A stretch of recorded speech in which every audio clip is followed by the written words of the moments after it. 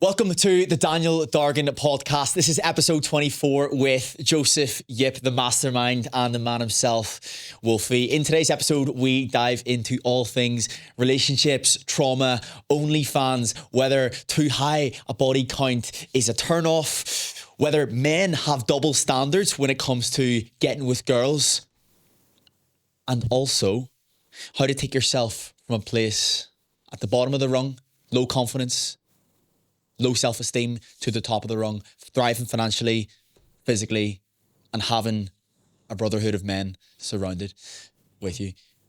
Stay tuned. This is going to be an epic one. Straight off the bat, I call him the Dragon. The reason for that is he's an absolute beast. So whenever you break things down, you look at it, his level of intelligence is one of them that's like sort of scary in my opinion. And I'm not blowing smoke up you, but a case of if you have something in the realm that you're unsure of, he comes to decisions and he also thinks of angles that you don't think of. So like he surprises me with the way his thought process works. That's one of the reasons why I'm so intrigued by him, because he looks at things very different to how I do. That for me is probably one of the most interesting things. I think it's his mind for me that's it's hard to comprehend, and it actually frustrates me because I sometimes I wish I thought like that. And apart from that, deep down, even though he'll give some stick, he'll joke around, he's actually a good person. And who is Joe Yip? What does he do? Joe Yip is pretty much the mastermind behind a lot of my content. Pretty much what I do. He's like the creative director. So like I'll bring an idea, but he'll bring it to life. So technically I'm like the idea of the script and he's like the director.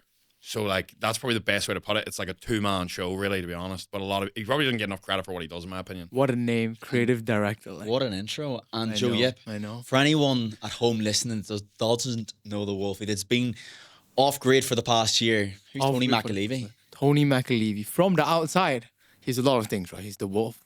He runs a huge fitness business. Check out his Instagram page, Tony Mcaleavey, if you don't know it already. And he runs a mentorship business. And he owns a bunch of properties, and he's just a G from the outside. But on the inside, right, I've lived with this man for almost a year now. You know what? He's actually a bit of a softy inside. Like. You know, one very big thing about Tony is he can't help but help people. Does that make sense? It you always want to try and help people. Whether you realize it or not, I feel like that's just your instinct.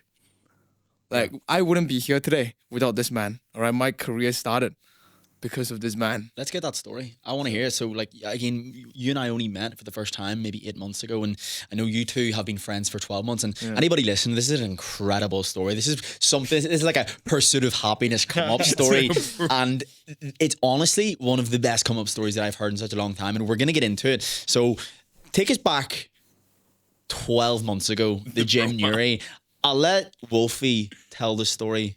Yeah, so of how you... I love it. It's like it's crazy. It's this is how the bromance started. Like, so really straightforward for me. It was like one of these things where I was sort of diving into where I wanted to go to to be straight up, a different stratosphere with where I was. So I felt like I was here, I was making good money, impact was good, but I was like, there's a lot more, but the only way I'm going to get there is by doubling down. So instead of me doing everything, I came to the decision that I'm going to need cornerstones in my life in different areas, and I'd got as far as I can go, not by myself, but a case of you go fast by yourself, but you'll go so much further with other people in your corner. Like, I can't explain that enough. So for me, it was a case of I needed other minds on place, because 3 people thinking about content, 1 person thinking about content, and you can't shoot, you can't edit, you can't do everything. And I believe I am not the best at that side. I'm not the best at a lot of things. So the thing is, if somebody can do something better than me, they're getting involved. So realistically... How did he come into your life? Yeah, big man took a photo of me actually. So I was dating for a bodybuilding show that I never really posted about. So I done a bodybuilding show, but the 2 weeks before, Jay Yip seen me down in the gym. I don't know what my attitude was like then. Like, I was probably grumpy as fuck. Oh no, you were very grumpy, like. But I was actually shooting a friend in the gym Nuri, and I saw him that he was shredded to bits. Like, we were talking. You actually came up to me and asked me what lens I had. Yeah. Right. I came up asking what lens I had. I was like, bro, you're shredded. Like, you want a few pictures of a pump? And I caught him right before he finished his session. Took a few pictures of him, sent it over to him.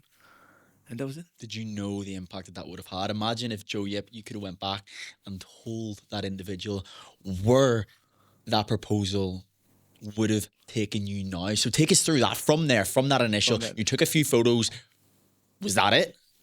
Did it start there? Or where did it go from there? Now, the first time I met him was actually 2019. I was shooting another guy. Back then, it looked a lot different. He didn't remember me until I told him. No way. Like, he didn't remember me until I told him. I didn't remember the first meetup. Yeah, I did. yeah. But I took that picture of him. I remember very clearly. I went home, I edited it straight away. Or the next day, I shot it over to him. That was the same day I snapped my finger. How did you not remember? There's not many Malaysian guys in Uri. Come on. Bro, it was, No, I had a different haircut and all. I do. man I had had the different bowl haircut, cut, yeah. like I mean, like it was like the game had Yeah, I improved looked drastically. ridiculous. Man went from bowl cut like doesn't fuck to like ninja cut, looking super sharp, like he's gonna cut you up like. So I I was call her like, daddy too. Yeah. yeah. I love it. So, But yeah. All right, so from there, what happened? Tell it. I want to From get there, into this. after that picture, that was pretty much it. He reached out one day asking me if I could edit for him. But before that, I actually wanted to become an online coach myself. Right? I wanted to become an online fitness coach. I signed up with a different mentor and I was like, you know what, let me go all in on this online business thing. You know, I feel like I could make it, right? I always say this to my friends. I said it to my friends back home in 2020 during COVID. I said to my friends, because at that point I was poor. Like, I was struggling to pay rent. What And- level of per? Obviously, I was starting in Ireland, right? I flew over from Malaysia. I was working 2 to 3 jobs. Like I had 2 to 3 jobs the entire time I was in Ireland, pretty much. As soon as I got my first job, I struggled to get my first job. But after I got the first job, I was always working 2 to 3 jobs just to trying to pay the bills and so on. But yeah, I was trying to say, with my friends back home, I remember turning to them, I was like, I'm not stupid. Like, I know I can make it. I don't know how, but I will. Right? So this man took pictures for him. He reached out. I was trying to start up my online fitness business. And then he wanted me to edit his videos. And it was that led to his businesses as well. Another client came on. And then I was like, you know what? I'm making so much more money with this SMMA, you know, editing, shooting, scripting, whatever it is, than my online fitness business. So just switch over. What would you say to the people that call it luck? Don't get me wrong. There is luck, 100%. There is luck. But you have to work hard. You have to be prepared in every single aspect for the luck to even be luck, like. Right? Why did you come to Ireland? So, you know, if anybody's listening, like Joe Yip, you weren't, not in a racist way, but if we look back at, say, 5 years ago, 6 years ago, well, like, take us back to where you were. Was it you were living in Malaysia? I was in Malaysia, Things yes. were tough for you and, you know, you moved to Ireland. Why Ireland in the first place? This is a hilarious story. All right. So I actually got scammed into Ireland pretty much. Right? So the people who don't know me, right? I was actually born in the UK. All right. I went back to Malaysia when I was around 3. Right? My mom was in the UK and my mom and dad was in the UK for a bit. Obviously, then an argument. My mom went back, took me with her. And I've always wanted to go back to the UK. Right? Why? Because TV shows and I see a lot of nicest way possible white people, Caucasians on TV. And I was like, you know what? I want that culture. I want that culture. When I was 14, I tried to go back to the UK for high school. Obviously, that didn't work out. We tried to get lawyers and all sorted, but there just wasn't a way for me to go over if I wasn't like loaded with a lot of money. So I was like, as soon as I graduated high school, I was like, I want to go to the UK for college or uni, whatever it is. Right? We went into this. So it's kind of like an agency, right? You're like, okay, I want to go overseas to study. Let me go to this agency. I want to study this subject. They'll pull out colleges and unis from the States, UK, Ireland, everywhere. And they kept pushing DKIT in Dundalk, Ireland. As Cambridge. Right? They kept pushing it. For those in Dundalk, right? You guys know what Dundalk looks like. Dundalk was showed to me. It was like New York. Like, it was beautiful. I was like, holy shit, this place is gorgeous. Like, I've never seen anywhere this beautiful. And they kept pushing it. But I came to the conclusion they kept pushing it because they got great commission from the college to get people over. Kick back. Yeah. So I was like, you know what? Let me do it. Like, let me pull the trigger. It was 10 grand a year for 5 years. Obviously, that's just the tuition fee. I worked for a year and then flew over to Ireland. And what was that like as somebody that, did you speak great English at the time? I spoke English. It wasn't great. I would say it's about like 60, 70% of what it is now. Coming over to Ireland, experiencing Irish culture for the first time. What was that like as an Asian kid who didn't really know where he was going to end up? Yeah, fair, okay. When I first went to Ireland now, I thought it was going to be like the States, right? No, the reason for that is, right, because everything I knew about the other side of the world was through Netflix, was through TV shows and movies. Right? So I was like, okay, this is going to be like everything I expected to be in Netflix. Like, and I came here, right? I remember getting into Ireland. It was raining that day. And I was like, how is this place so developed and so undeveloped at the same time? I was like, how do you guys not have Uber? You're telling me I have to ring a number to call a taxi? What am I, 2010? Yeah, absolutely, yeah. absolutely. But I think it's so interesting, you know, for people that have, you know, that make that jump, that take that leap. And I suppose the biggest thing is that you actually took the leap. You know, like again, we've spoke about this before. You know, how much hardship you had growing up, and that you still put one foot in front of the other to make it work, to make a life for yourself. And you know, there's probably a lot of people that have had hardship in their lives, but use that as an excuse. You seem to have used that as fuel. Now, both of you know this, right? The more pain you go through, the better you are, the stronger you are as a man, right? I almost put myself in that position, not knowingly. I thought it was going to be all sunshine and rainbows, right? I didn't know how hard it was going to be to like go to a different country by myself when I was 18, right? I almost put myself in that position. But both of you has gone through pain to get yourself to where you are now, right? Obviously differently. Who would you be if that was removed from you? If those experiences were removed from you? You know, and again, I know I'd asked you this previously, if you were comfortable talking about that, and going back to when you were a kid, sleeping in the same room, same bed as your mum, your brother sleeping on the floor, your dad leaving the house up to you. You've been through a lot, and for where you are now, you've just gone to a different stratosphere completely, and you've used that as fuel. You know, we've all gone through hardship, and I'm sure you've gone through that too, and you seem to have definitely used that for the better, to propel you as opposed to hold you back, because people do use an excuse, right? For me personally, I think I also want to draw way back to the point of where you're like, luck has something to do with it. I think for you in particular, taking the chance way back at 18 to move, that was a decision you made, and then hard work between 18 and the time where I met you it's hard work meets opportunity. That's the only reason you got that. It wasn't like, I really want to highlight that's not luck, in my opinion. The thought process of you are talented and hard work. Whenever you work hard enough, that's the process of it, and then that gives you the opportunity for where you're at. Because I think when you insist that I don't get me wrong, I don't mind the idea of luck, and I think it has a role to play, but it's 10%. You make it of the 90. You make your own luck, and I think that thought process is key, because then it's like, shit fucks up, I'm just gonna work again until I get luck, and by luck I always go opportunity at the right time. I think that's the pivotal point for me. The pain process that you're talking about now, going back to that, yeah, absolutely. For me, like, it's not always going to be highs. Like, that's why I'm really keen on enjoying them. But like, the lows is where you're made. Like, the lows, that's where a lot of men in particular break down. And for me, it's a case of that's good, because your ego's gone, your self-worth's gone, whatever you were pivoting all your success on, or whatever was important to you at that time point, whether it's a girlfriend, a business, whether it's just you've hit shit because the way you're feeling and the job you're in, that brings you down so you can then rebuild yourself. The problem is a lot of people feel like you can't rebuild yourself, or it's such a big process. And the thing is, I think a lot of people feel like, oh, well, like, I'm at 26 and I'm starting to sort my shit out and it's a good job. And then they're like, why am I feeling down? I'm like, because you've only built one area or one process. But for me personally, the biggest thing with men in particular is, like, a lot of men, I think, will not change until they get enough pain in one area, or they will not grow enough if you don't get it. Like, really good example is, like, not in a bad process, but you'll be fueled initially by that thought process of, like, I'm not willing to be where I am, so I don't give two fucks if I have to move country. I am going for it. Whereas if you didn't have that pain back home, and it's like when you work that job of, like, that's just okay, it's not bad, it's not great, you're like, this is okay, I'm happy with this, but you didn't like where you were enough, so you were like, that is a big enough gap that I'm willing to make the move, I'm willing to make the decision. That's why if you're in a job and you're like, it's all right, that's the worst job to be in. You'd rather hate it because you'll move out of it. And the same with everything. Like, a lot of people are in okay relationships because there's not enough pain, rather than going, this needs to get really shit before I buy out. Yeah, and it seems like anybody who I've met that's found success, they've gone through that journey of pain. And personally speaking, in today's day and age, we're in 2024, I honestly believe that we're living through a victimhood epidemic. I feel like that's a really big 100%. problem. Would you agree? 100%. I wanted to add this on as well, right? When you stay in your home country where you grew up, you're stuck in a bubble, like, 100%. Especially in Asia, right? In the UK as well. In the States, it's a lot different, like you said. People judge you for what you do. I remember my friends back home, right? I would go into McDonald's and speak English, and they'd be like, oh, look at you, speaking proper English, right? Making fun of you. You're making fun of me, right? If you are struggling right now and you feel like you could be more, right?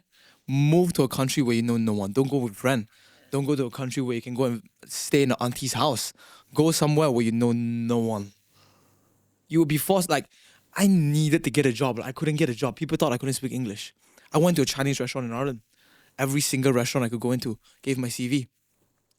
They offered me like 20 quid to wash plates for the entire day. Like, because they could replace me like this. There were so many Chinese students there that needed a job that couldn't speak English.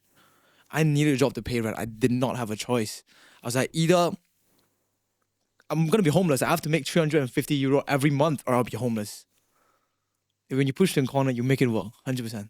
When you back somebody into a corner and you've nothing else to do but win, you'll win. Whenever there's any other option, you'll always take it. Like you, Exactly. do you know what I mean? Like you, moving home wasn't a choice. Like it's as simple as that. I think that's perfect to run over. I think the victimhood thing bouncing into that.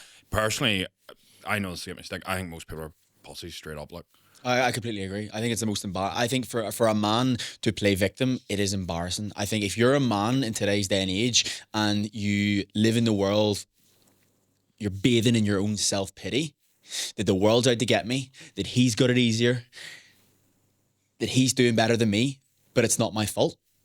I think they're the most dangerous men out of anything. The men that pass responsibility, and in my opinion, it is embarrassing if you're a man and you're living that way. And this is coming from an individual that has been there. I have lived the life of self-pity. We probably all have at some stage. But it's realizing that the sun's going to rise in the morning. It's going to set in the evening. The world's going to keep turning. He's going to keep thriving. You're going to keep thriving. And the only thing that's going to stay constant is you staying stagnant where you're at. Have you ever gone through that where you've passed the blame of responsibility? Or is that not something you've gone through? no, I have. I went into like where I've been through like.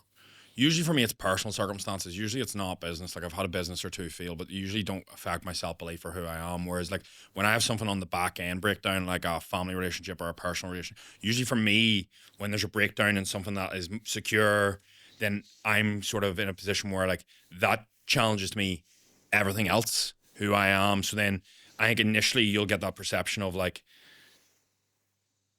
doubt. You'll start being like this and that. But the thing is, there's a difference between feeling an emotion, feeling a thought, and succumbing to it. Like, obviously, if you go through, say you're a man listening to this and you went through a long-term breakdown of a relationship or anything, it's okay to feel down. It's not okay to act like you're down. It's very, very different. You can feel like, but rolling about in your bed sheets, eating shit, feeling like ask yourself, how am I going to be in a better position here? It's probably going to be, as much as people will think the red pill community is a million miles off, there's a balance. Red pill, and then there's a soppy mentality. Like the balance is actually in the middle or slightly towards as much as people don't like to feel that. Like you get in shape, you getting your shit together, you being more confident, you working on your money status, you working on the things that are going to make you feel more confident. Even if you feel like that doesn't solve the problem, you will build. It's not what you get, it's who you make yourself into in the process. So every time, I remember feeling really down about 2 years ago after a relationship breakdown, maybe a bit longer, and I was so buzzing for the fact of where it would bring me to. For a couple of days, you'll feel down, you'll get that, and you'll sway in and out of it, but it's very different to succumb to it. And I feel like for me, it's one of them things where that literally defines you as an individual. That's what builds character. You do not build character through easy times. So the thing is, anybody who ends up in a great place never comes from some little shitty story. It's always like a hard come up. Like the hero's journey doesn't, like Superman doesn't start at the start and he's Superman. Like he's having a shit show. Like kids are bullying him. Like, and then it builds up. There's a load of shit in the middle as well. And then at the end, it's shiny and everybody goes, overnight success. Lucky him. Lucky this. Wish it was him. They don't wish for all the shit. And that's the only way you get to the top. And the problem is, unless you wish for the shit, you're not going to get there in the end because you don't build character any other way. And if you did get there, you'd lose it and you wouldn't be able to get it back. And that's the main thing with anything the three of us have done or anyone listening that's built anything. When you lose it, you know you can get it back, and that's more important because it's who you built yourself into. The victimhood thing is absolutely atrocious in my opinion. Like it's a case of where I've fallen into it, and the thing is I've been there. Like most men will have been there. You've been there for a time period, and you're like, this is worse. You're actually, as you say, like you're feeding the fucking wolf. You're like, yeah, like I'm not feeling down. Oh, she left me. You know, work's not good, and oh, these people on Instagram, and you're scrolling like Nobody gives a fuck. Nobody pulling you up from the gutter. Like you pull yourself up or you're staying in the fucking gutter. Like I don't care if it's your mum, your dad, whoever it is. People can be there and be support network for you, but nobody's going to give as much a fuck about your life as you will. And I think that's the thing you need to realize is like you're doing it. yes, for other people, and I'm all for that. I'm doing it for my family, doing it for future family. But you're doing it for yourself so you can live that better life, because nobody else is gonna do it. And I think that's where people are waiting for that luck or that chance. And for me, that's like it's out of my control. And I think I would rather be on the side where people are watching this, without going on a rant, where you take too much responsibility and you're like, everything is my fault, everything is on me. Yes. I would rather be like, Joe, fucking raining, shit's happening to me. I don't go, oh, it's raining, I'm in Ireland. I go, probably should have brought a coat, probably should have brought an umbrella, stupid cunt.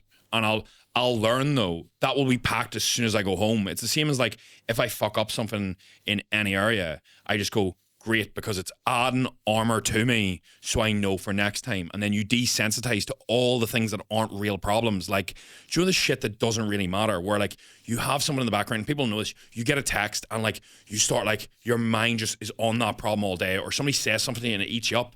You're just like, this is so small. First world problems, yeah.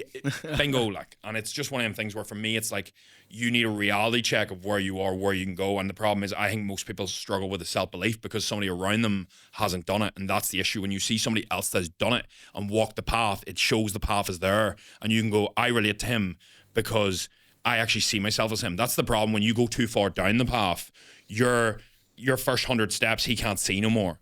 So they're going, he is so far ahead. And that's the problem with actually aspiring to people that are like way on down the road, because they're so far that aspiration is just like looking at the rock, like a movie star, and going, wow, that's so impressive. But you can't believe you can get there. The path only becomes clearer the further you walk. You can only see the first 10 steps. It's like whenever I was firefighting, like you can only see 3 steps in front of you. Like, so you take them 3 steps as perfect as you can, as well as you can, and the next 3 come. And the next 3, and your vision only comes as you move. The problem is most people are in a line and nobody's taking the 3 steps around them, so they're going, I don't know how to take these. Whereas sometimes that's the shit thing, but that's why the importance of good men around you that even are thinking bigger, where you have the balls to take a step. And one of your mates starts a business and it goes tits up. One of your mates goes over to a girl, asks her out, she turns around and doesn't even speak to him. She just goes hand up, and you go, oh, he didn't die. He's all right. We had a laugh. It doesn't make any fucking difference. And now he's free of them chains of like who you're stuck and who society's making you be, and who all the friends and this bubble of like self-acceptance or acceptance for other individuals is gone. And I think that's the main issue, is like everybody's wanting to belong. But when you belong to the average, you're a loser. Versus, and I'm being dead straight with this, like if you want to be 1 in 100, 1 in a million, you have to act like that. That is different. Like that is not going to be fun. That's going to be lonely. That's going to be shit. But at the end, at the top of the hill, you're going to stand there and you're going to be like, motherfuckers, like you didn't want to walk that path. Like you didn't take the first step. I had to take it first. And if you're okay with being average, then that's fine. You do you. You stay a loser. If you don't want to walk that path, that's on you. But I think the most important thing out of all of this, and the fact that the 3 of us are sitting here, you're in a constant state of becoming, and how you change who you are. It's right, of course, you want to expand your mind by surrounding yourself with guys that think big. When I fly out and I'm with these guys, we think big. There's expansion of the mind. So if you're in a position where you don't see that road ahead of you, you need to put yourself in environments where those people are going to be, where they're going to expand your mind. And see if you don't want to do it for yourself, right? See if you're a guy listening to this. Brother, I want you to realize that if you don't want to do it for you, you have to do it for the people that you love. You have to do it for your friends, for your family. And that's the most important thing. Do it for the people that you love if you're not even going to do it for yourself. But the 3 of us sitting right here, surrounding ourselves in this environment, I personally believe like we're all 3 of us, we're going to go to the moon because we're together. If us separate, alone, in environments that aren't conducive to growth, we're just not going to go the same distance. And that's why brotherhood's so important. Yeah. So what would you say to someone? So an average man, like my roommate, right? Like before I moved out, he's a very smart guy. Like he wants to make more money. Like we said, he wants to be a G, like, right? If you had to give him free advice, he wants to be top G. Go away today and start doing this to make more money, to be in better physical shape. What would you give him? I would firstly ask the individual, if you're somebody who you know you're intelligent, you know you're built for more, but you just don't know what to do. I would get very clear on the life that you don't want to live. Get very clear on the life you don't want to live. And it's completely inverse in that. If you don't have role models near you, look at who you don't want to be, and we want to do the complete opposite of that. And I want you to ask yourself, like, when you get really clear on where you're going, what kind of life you want to live. You want to live in the castle. You want to have 50,000 kids. You want to have 3 cars out the front. You can, that's your North Star, right? That's your North Star. You can then start to make decisions based on that North Star. Does going out drinking and taking drugs align with that North Star? Would that individual, like, you create that persona. So I want you to ask yourself, where do I actually want to go? What would that individual that's in that reality, how would they be acting? How would they be behaving? Because realistically, if you create that identity, Daniel 2.0, what's you call your friend? Leo. Leo. If you create Leo, shout out Leo. If you create Leo 2.0, Boss name, like. it's sick. Boss name. How he lives, how he acts, how he carries himself.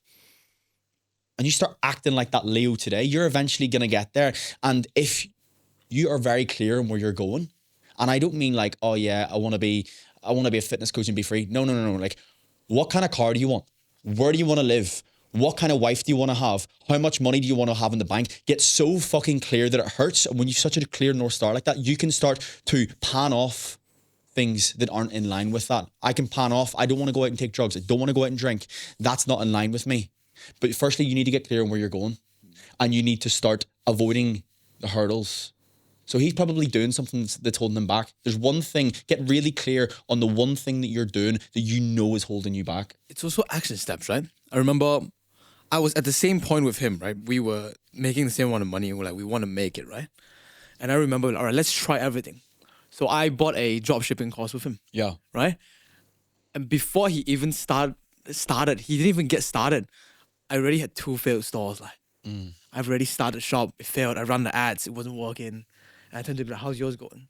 He hasn't even started one. You need to try.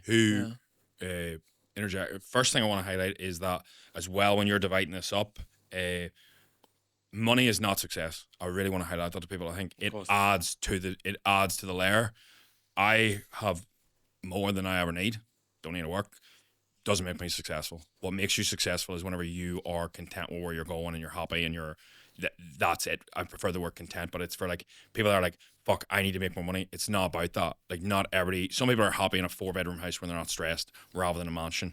But in terms of the Leo thing, bouncing back to that, as you said about the speed, I think for anything you're doing, speed is king. The person who's moving at 100 miles an hour, most people go, will make more mistakes. Of course they will. But you're still in the start line. I've already been round the track twice, blown up 2 cars, and I've got the 3rd one to go. You will do it. Like, that's why I've had so many shit things go tits up. Yes, there's a time to be cautious, but that's where having the right cornerstones in your life, even if it's not the right people, but the right books, the right podcast, the right journal, building yourself into that person you said, and playing inversion where you ask yourself, how do I lose the game?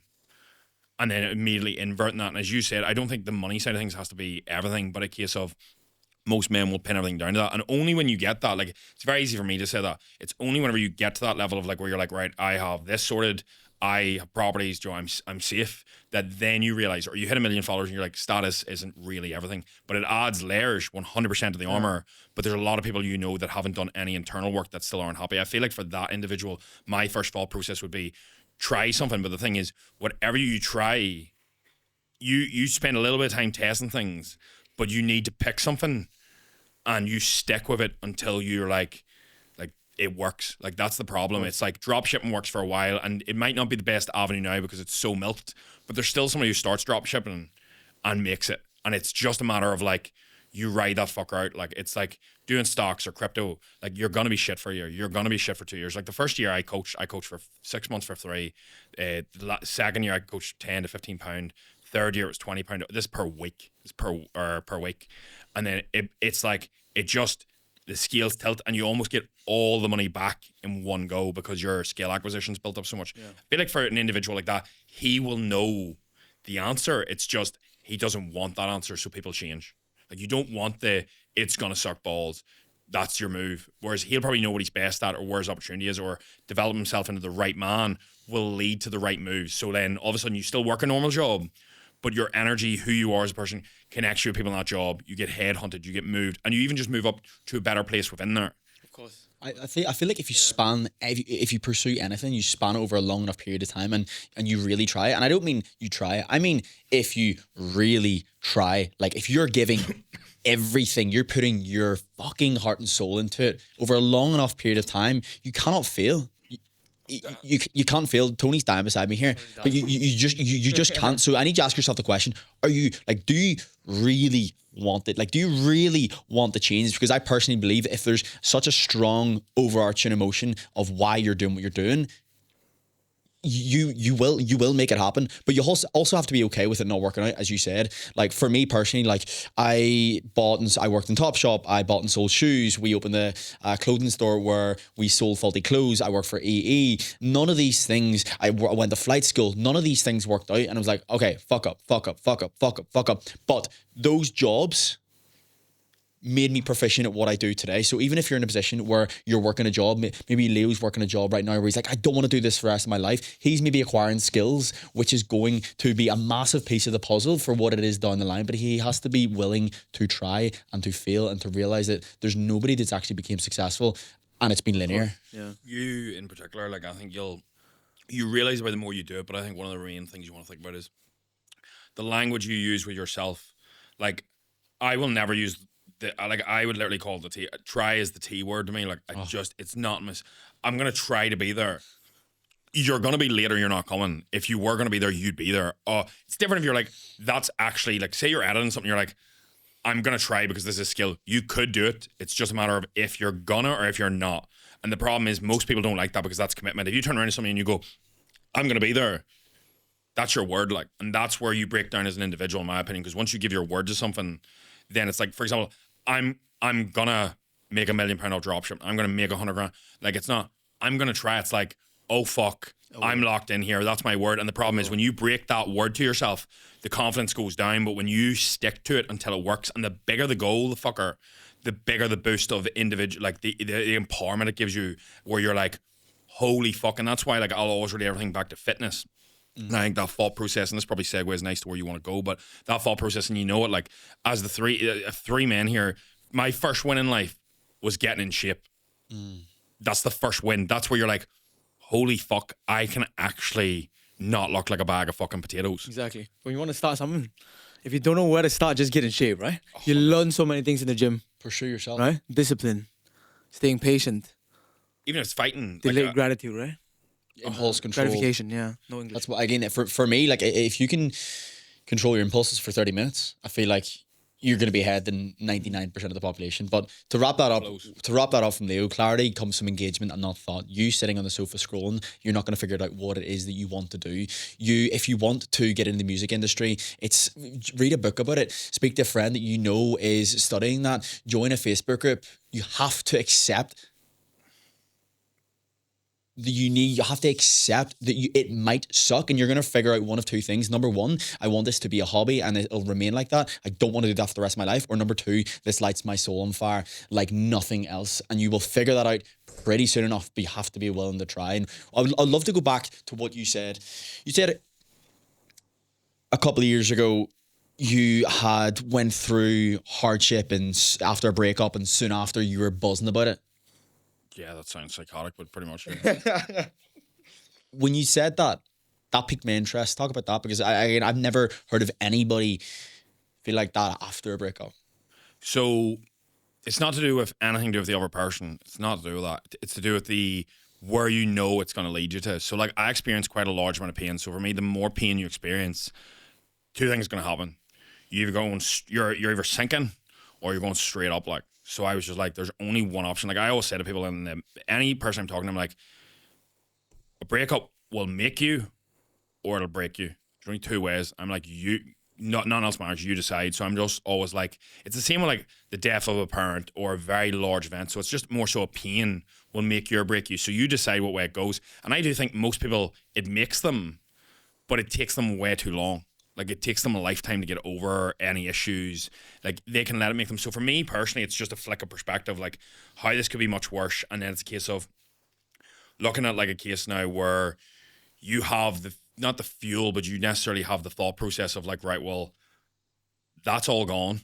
Now everything's open field here. Like it's a case of like, where do I want to go? There's nothing going on apart from where I think that I need to go to improve. And you'll reflect, see, whenever you get a massive pain in your life, you'll usually reflect on, everything. The main issue is most people don't stop and go, am I driving in the right direction, or am I in the passenger seat and somebody else is steering and the world's just taking me wherever the fuck I'm happy, I'm just blowing in the wind. Versus whenever you stop the brake, you're like, holy fuck, this is the wrong motherfucking direction. Like I need to fucking go back 30 meters here and turn right. And it's one of the things for me where that reflection then leads you to like mission, purpose. Standards weren't up to scratch for me. You don't feel the same. And then building yourself from the ground up. Like I remember my confidence being all time low, and like you go back, and this even relates to that like last conversation.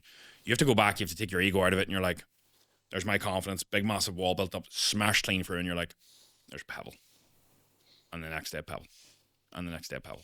And the next day pebble. And then maybe a week goes by and you fuck all the pebbles away and you're like, fuck this. And then you're back to pebbles. And you just realize the only way to do it is to fully get through it. So for me, it's a case of, that goes with everything. It's like the gym. You'll see that all the time with people, but usually it's the fact they don't have the self-belief that they'll ever be able to build the wall for themselves. Whereas because I had a win in fitness, I know if you just stick with it long enough, it'll work. And for me, that's the thought process. So I think a lot of people are afraid of like dark energy or like that process. I'm not like the fucking Jedi, but a case of like using that fuel to drive you in an area. So like if I have an issue at home with the family and there's something going on there in the back end from when I was a child, and it's not just me, it's like family related to something with my dad, something with my mum, like using that as a fuel source when you need it is magical because it'll drive you further than anything else. And then it's knowing when to flick that off. It's like the end of it. It's like knowing when to flick on when you need that fucking kick. Would you say you're over the relationship? Yeah, absolutely, 100%. Why did you finish? Like straight off the bat, whenever you break it down, like why did it happen? Yeah, why did it come to a close? Yeah, pretty much priorities were in a different line, like straight off the bat. And then it's a case of like, as time moves with that, you're also like a long-term relationship, you evolve into different people, and it's knowing where both yous are going and knowing have yous worked hard enough on it. Where's the scars? Where's the trauma? Are we both still wanting this, or are we together because we're together? Are you going to be happy or something? Like, where are you planning on going? Where am I planning on going? And if we do go, right, let's meet in the middle, are you going to resent me and I'm going to resent you? Because that's the main issue in a lot of people's lives. They come to 40, they've got 2 kids, they fucking hate their job, they hate where they're living, they hate the missus because it's been comfortable. The harder thing is to go, I'm going to start again. Like, you're like, I've dug this hole for 6 years, and you're like, right, I'm going to start digging a new one. All the best. And it's like, that's not an easy decision, but that's a decision where I feel like it's like the fire service to me. It's like, if it's okay, I don't want it. I'd rather be alone. I'd rather be by myself. I don't want it. I'm never using the word, and it goes on both sides, but it's a case of, if it's not going to be it's everything, it's what you want, then it's not enough. And that's on everything. That's in your work. That's in your career. That's in my body. I'm all in on everything I do. So like, if I'm going all in fitness, like I'm all in. If I'm going all in business, like you've seen that with me and you and like what we're doing now in the content, it's like, I'm in. Because for me, it's like, what is the point in doing like 50, 60, 70 or having an okay? I'd rather roll the dice and be like, I fucking went for it all. Like I fucking went for like, having, and it blew up, and I was like, but I'd be like, I would hate to be the person that's standing there going, what if, and you're like, that, see, as a man, that leads to me the word that I fucking hate, potential on the table. Like, you've left where you could have been. It's like, you always hear that sense, like when you rock up to God and he's like, that's the life you could have. Let me ask you this though, let's say with girls, right? You could always do better. In your head, you could always do better. So, well, will you never settle? Because in my head, right? Interesting. Here's a study, right? Arranged marriages always works out better than like normal relationships where you fall in love. Arranged marriages, it's a fact. They always work out better. Why? Love phases out, right? Like it or not, right? You have to work through things, right? Obviously, if you're a year or two into a relationship, right, and you're trying to work through everything already, you guys are probably not meant for each other, right? But like, you have to keep this in mind, right? I don't care how sweet your relationship is right now. A few years down the line, you're going to have 2 kids. You guys are not going to love each other. I don't care what you say. At some point, you guys are going to want to fuck each other up. Like, you have to work through it. Before I got into a relationship with my girlfriend, I told her, right? We never say the breakup word, like never. If we try and work through things, like if you're losing feelings, we try and work through things. Because at some point, that is going to happen, right? You think your grandpa, your grandma, your mom and dad, never went, I fucking hate you. Like, at some point, 100%. You have to work through it, and there's no one perfect for you. Like, No, 100%. because you always do better in different areas, you know? No, that gets back to my point. The reason that I'm like that is because I remember being very clear about it. And I remember there being a lot of hesitation on the future from the other side, and me being like, this is easy where we're at.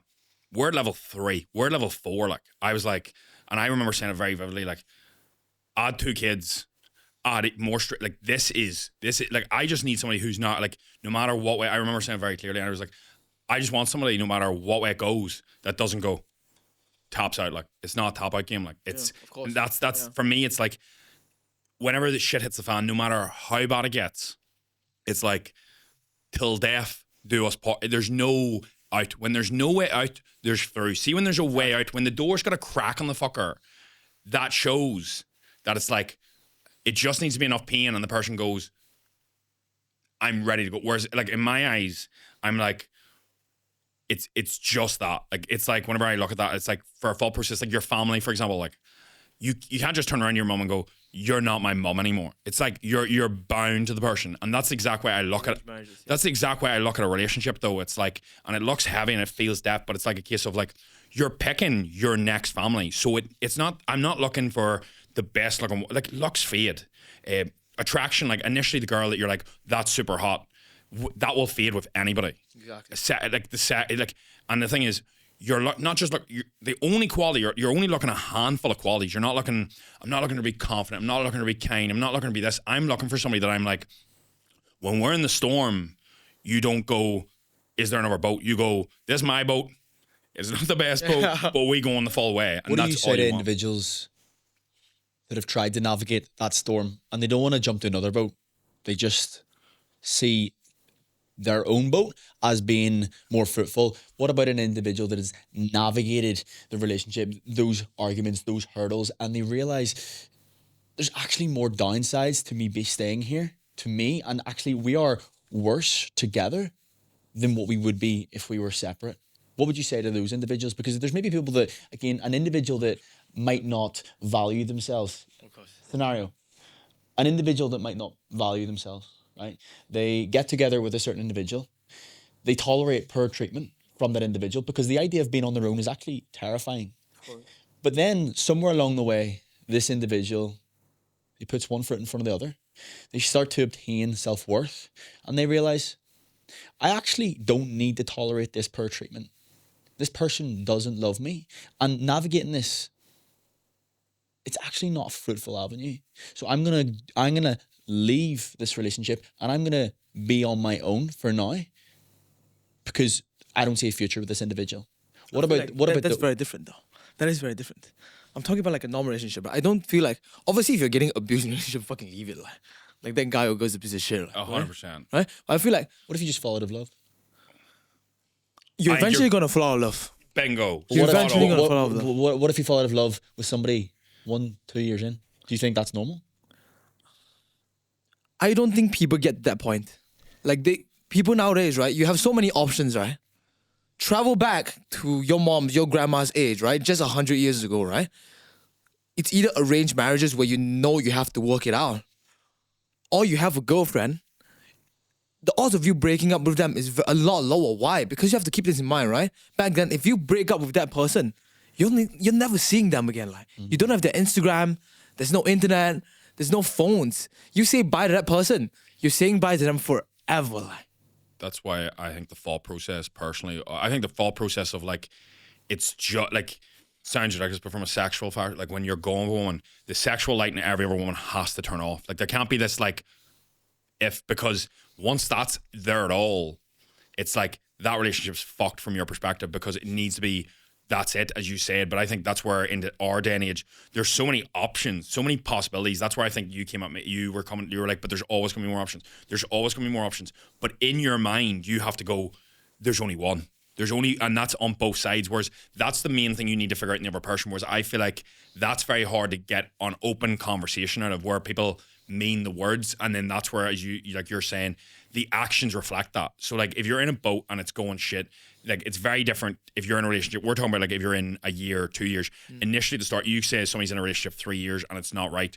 You firstly need to check your own shit, sort that. And if you're like, this is what needs to happen, we're married, this isn't right. There's a time and place for it all. Like there's people who get married at 21 and they evolve into different people. And don't get me wrong, there's certain circumstances, but when you're talking to the large majority with certainty, it's like, if I was to put everybody in the boats, it's like, it's options. It's having that thought process of what's out there, what's there. And that's why I mean, like, I don't want a boat that's okay. If the other person is still looking at other things going, that's a possibility.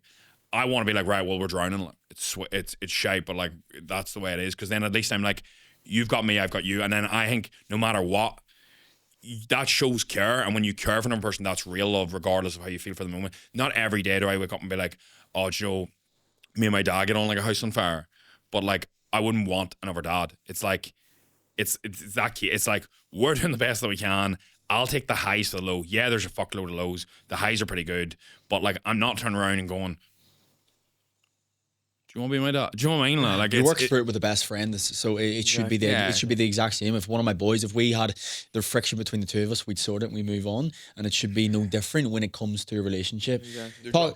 There's obviously like cheating and like if a brother fucking stabs you in the back or something, there's different, like, Of course. you don't know, not everybody's an open book. And I think that's one of the main issues too. Like, it takes you time to learn. That's where like actions are reflected. Like you learn an individual, and that's why, like, for example, you can be 3 years in a relationship and you're like, this person is changing for the worse. And it's like, that's when the problem is, though. Most people go sweep, and then the molehill builds and you're like, holy fuck. Whereas even if it's, say for example, it's not the man, it's the woman, like, you have to have the balls to pull the other person and go, this needs sorted.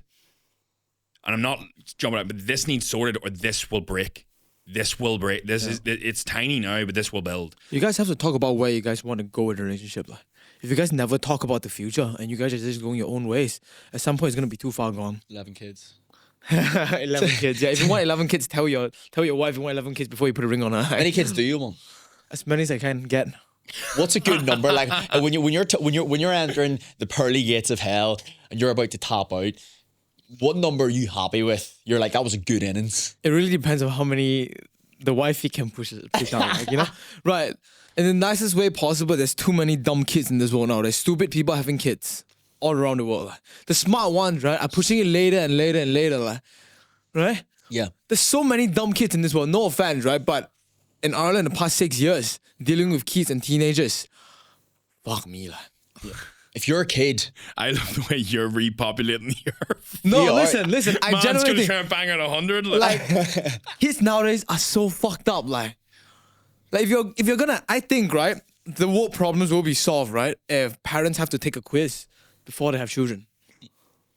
What do you mean quiz? Like how they should be how they will vetted the bring same up, they way should be, the same way you You vet need a hunting qualification, rifle. like- qualification, like before you adopt a child, right, you need to be vetted, right, it shouldn't be written though. It should Right? be like scenario based. Like, Or a course. or of course, like, fucking But get your then- grip together before you have a child, like. Maybe Yeah. it takes that emotional side of things out of it. But there's a lot of people, I completely agree, there's a lot of people that cannot look after themselves that are bringing somebody else into the earth. That's a dangerous game to play, because again, when that multiplies, we're fucked. It's the reason why is the UK the way it is right now? I will take care of your child for you. All right, if you're not capable of sending my way, call him Daddy Yip. Like, I will take good care of him. Okay, so I love the way you're saying You know him. what? I just found my purpose. I am going to start an orphanage. Like. Oh, there you go. so say today, right? So what age are you now? I'm 24. Right, you're 24. How long have you been going with Hannah? About 2 years now. Right, 2 years. Say you get Hannah pregnant this year.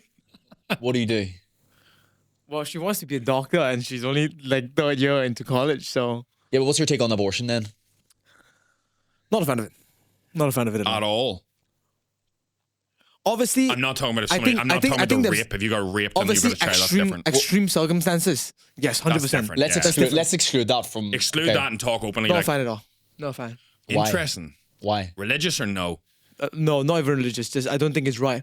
Your purpose put on earth is to have a child, right? If you don't want to have children, I don't know why. Who said Don't that's understand why. where's the rule book that says that? Sorry? Where's the rule book that says your purpose on this earth should be to reproduce? what everything I do, right? Everything you guys do, right? If you have no family and no one you love behind it, there's nothing to it. I agree. It's empty. But what if somebody doesn't want that? I think people need to look at their internal motives. So a really good example is like, as a single man, people won't admit it, men won't admit it. A lot of what you do is for one thing and one thing only. Female attention. What happens when you get female attention? What's the odds more likely to happen? Have sex. What's sex more likely to... It's internally bred whether you like it or not. Because otherwise, you wouldn't care at all about validation, status, money. None of that would matter because you'd be like, I'm not saying that all gets you laid, but you wouldn't even be worried about what you're doing. You just live like a sloth. And that's absolutely fine. But then why are you like, there's potential for me? Because yes, it's for you. It is for you. But there's always going to be a bias of like, the best mate I can attract. That's the same reason, in my opinion, why females will make themselves better in every area. It's not, it is for themselves, don't get me wrong, but it's also because you're like, it's for the life I want. And the life most people want, it's the right partner.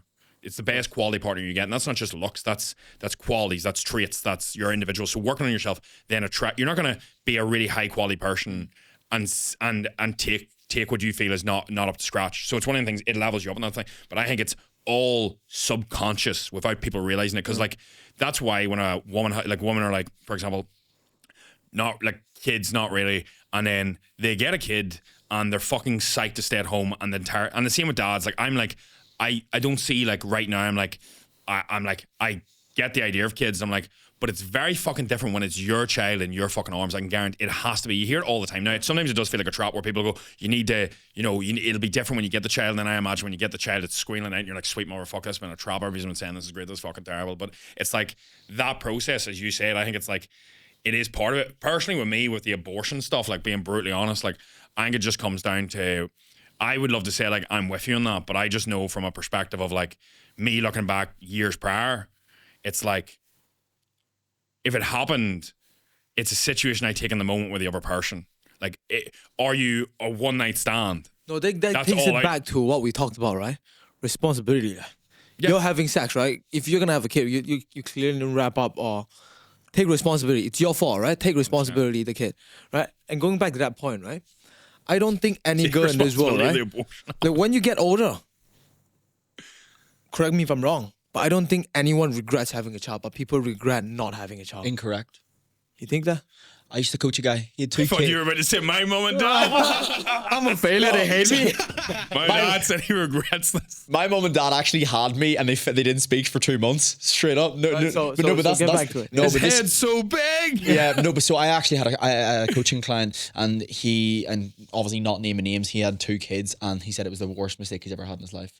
It's the biggest mistake that he's ever had, and he again, there was a lot of inner work that he definitely needed to do, but he said straight up, I'm not saying this to be a fella, one of the boys, I wholeheartedly regret this decision, and I actually agree. How old is he? This guy's 38. Was it his decision or was it the version he followed? Right, so that's another that's the different side of it. Personally, for me, if it's a I honestly believe that personal responsibility. If you should take responsibility, you also should have the option to take agency of your own life and be selfish. I personally do believe that, and I know I know people disagree with that. If we're in a position where that is not going to benefit my life, it's not going to benefit the partner's life. Like I look at Tia and I, for example, right? I'm in a position where I'm trying to build a business. I really want to have a serious impact in the world, to give young men an opportunity to have a brotherhood, to have community, to be the best versions of themselves. If that comes into my life, that stunts the growth of that mission. It also holds Tia back from, Tia's a lawyer. She's lived in London for 6 years. She's studied since no age to live this life, to achieve this goal, and that's her dream. If people make mistakes, do you believe people change? People can change. People change, so people can also make mistakes and rectify those, but that's an irreversible decision. Can I ask you a question? You look like it's not a mistake, though. Go ahead. About your client. If you ask him today, right? I'd love for you to ask him this question. If he could have the choice to snap his fingers right now and those 2 boys or girls would disappear, would he? I asked him that question. What did he say? Yes. Really? I find that interesting. Well, there is outliers. So, for example, do you ever see that was my response. Imagine being the killer. Blown. Imagine being the killer. Yeah, knowing but the thing your dad would want you to disappear. Of course I asked him that question. Yeah, because he imagines where his life would be, but he also doesn't look at the coin side of like, his life could have went worse. So it's like a case of, so do you ever see you see that study? It's like the eraser study, if I'm correct. So it's like, no. So the eraser study is where they brought in all these people to Stanford, and it was like 1,000 people, or don't quote me in this exact stat, you can look it up, but pretty much they brought them in and made them write out all of shit that happened to them. Pick the most traumatic experience that's happened to you. So there's people in there that were raped. There's people in there that were like, I wish I didn't have kids. This, that, this. They done internal work, I'm almost sure, or they sat for an hour, and then the rule was you got an eraser. And if you could erase that, but you have to erase your entire life after that, and you get to start from there. Now your life can go, you erase everything it's evolved you into, so you're not the same person anymore.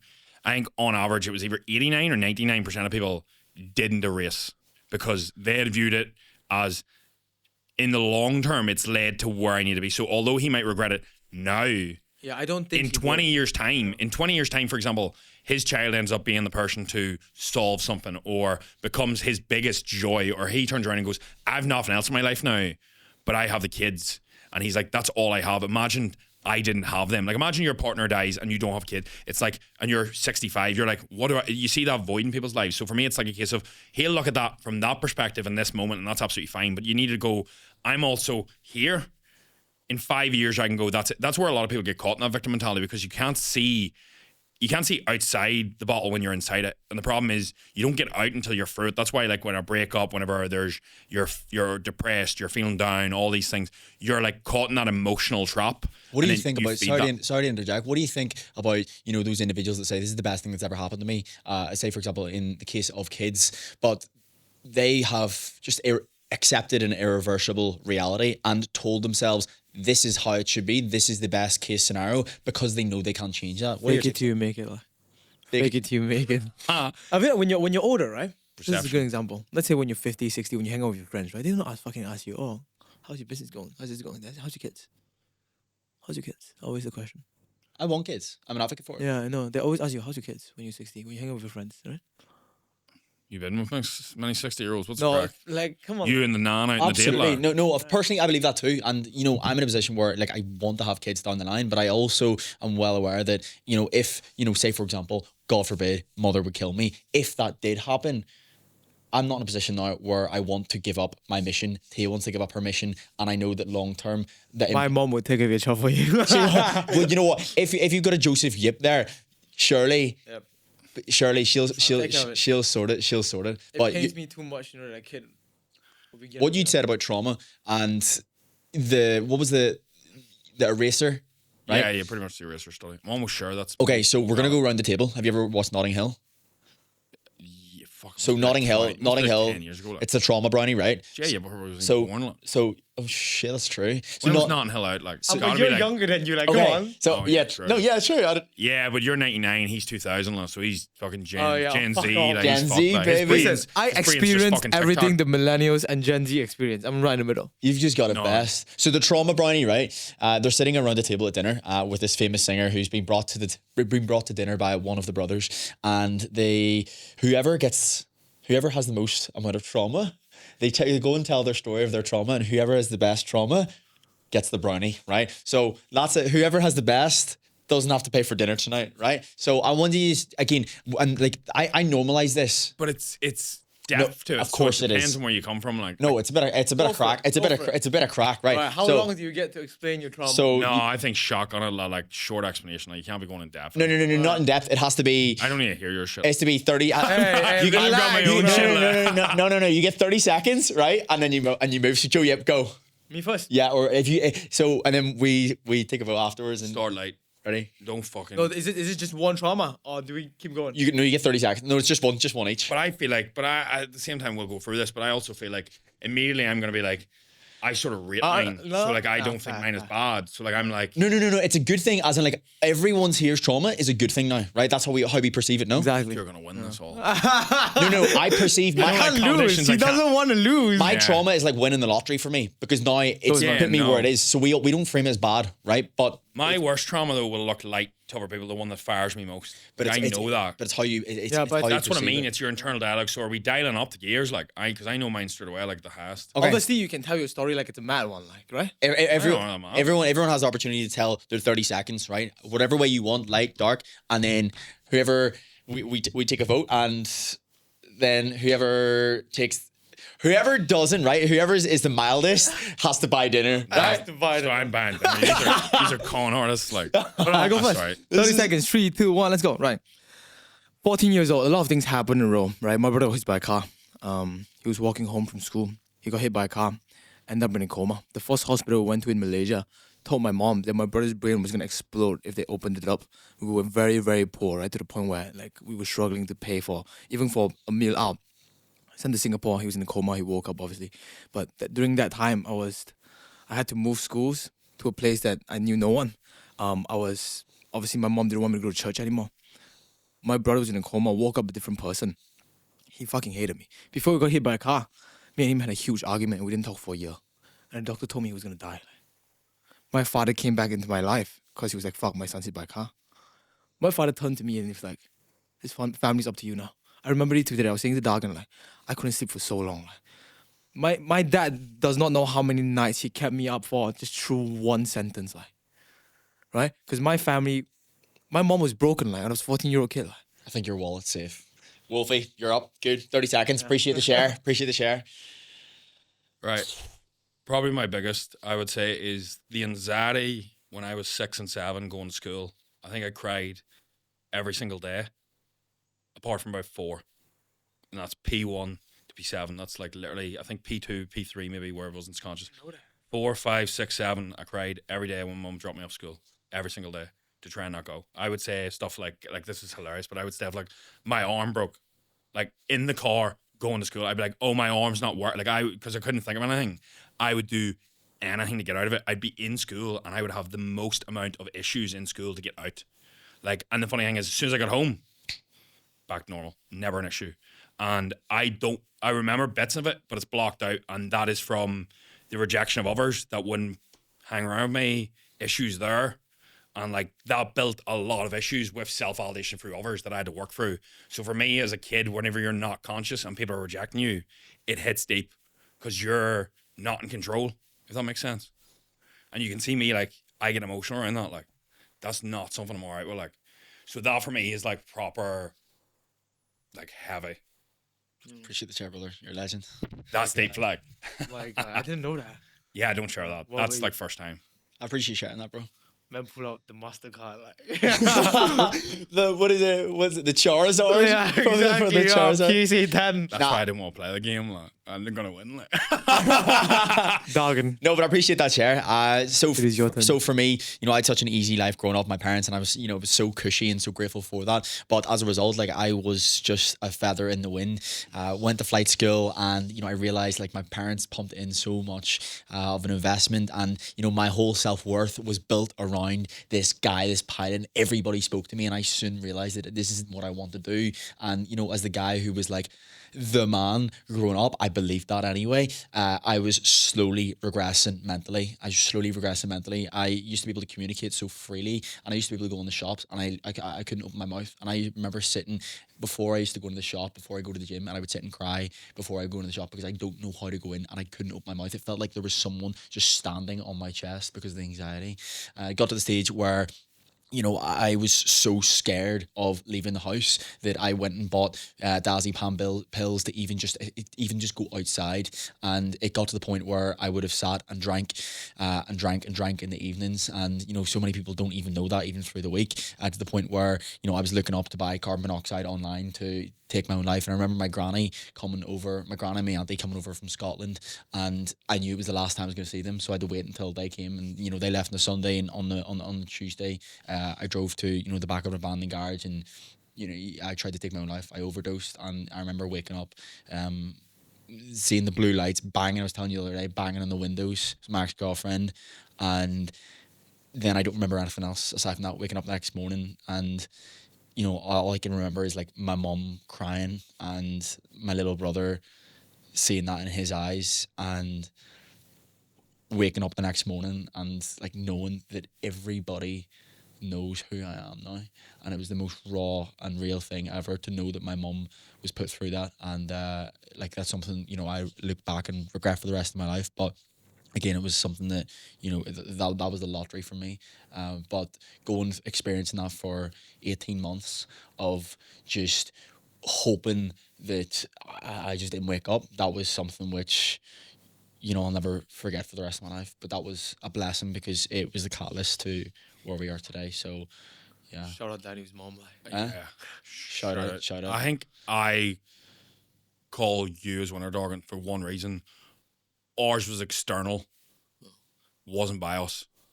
When it's not by you, it's not that it's not your fault, but like you're dealing with it versus like yours on you. Like The game is the game, like. But But nothing hurts more than seeing your mom cry, like. yeah, I agree. That hits a different I'll spot. never like. forget. Especially when it's on you. I'm not even sorry for me. It was actually even just for my family and actually for my little brother. And I actually had a conversation with my little brother about this, and he won't mind me sharing this. We're very close now. He's coming out to Phuket in a couple of weeks, and I don't even remember this. boys. So yeah. So a lot of guys, young guys, take drugs, and he's never touched anything, and I know that wholheartedly, and all his mates would say that as well. And like I asked him, I was like, have you never had an inclination? And like I know people try and tempt you, and he said, do you remember back to a couple of days after you tried to take your own life? He says we were sitting in the games room watching a movie, and you were just sitting, you just broke down crying, as in I broke down crying, and he just put his arm around me and he says that I look up to him, and I says, just promise me one thing, you'll never touch a drug in your life. I said to Connor, and he says he'll never forget that, and that really messed him up for a couple of years. And my mom as well. Like if I remember one night afterwards, maybe a year or two later, when I went out with my brothers in Spain and I didn't come home on time, my mom was like it sent her into a spiral, and it's for other people. Man's out getting laid. Yeah, His mom's I was out panicking. laying pipe.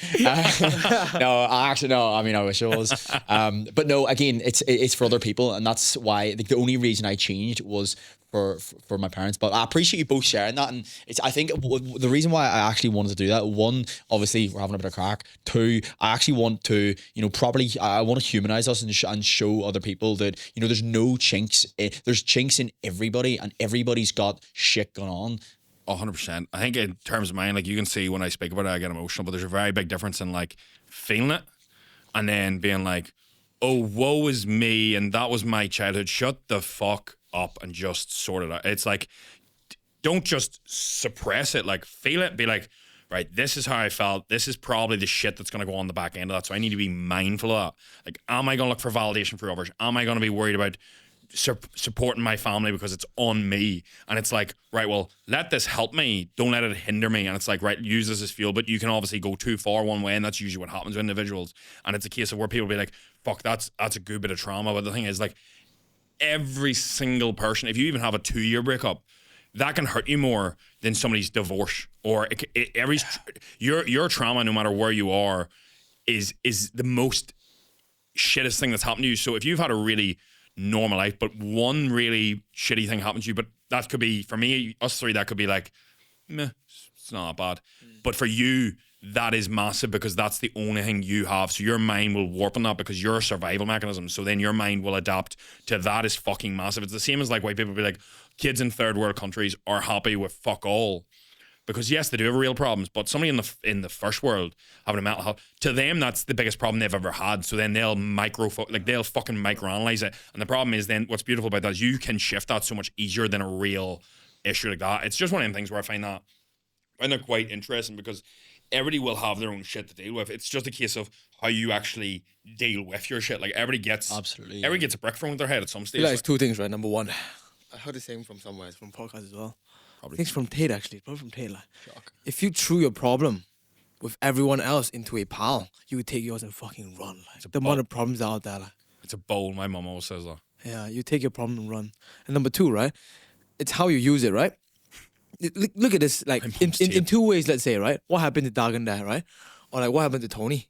He could be a fucked up guy right now, right? He could be like, of course I'm fucked up, right? Let's say your parents take drugs and abuses you, like, right?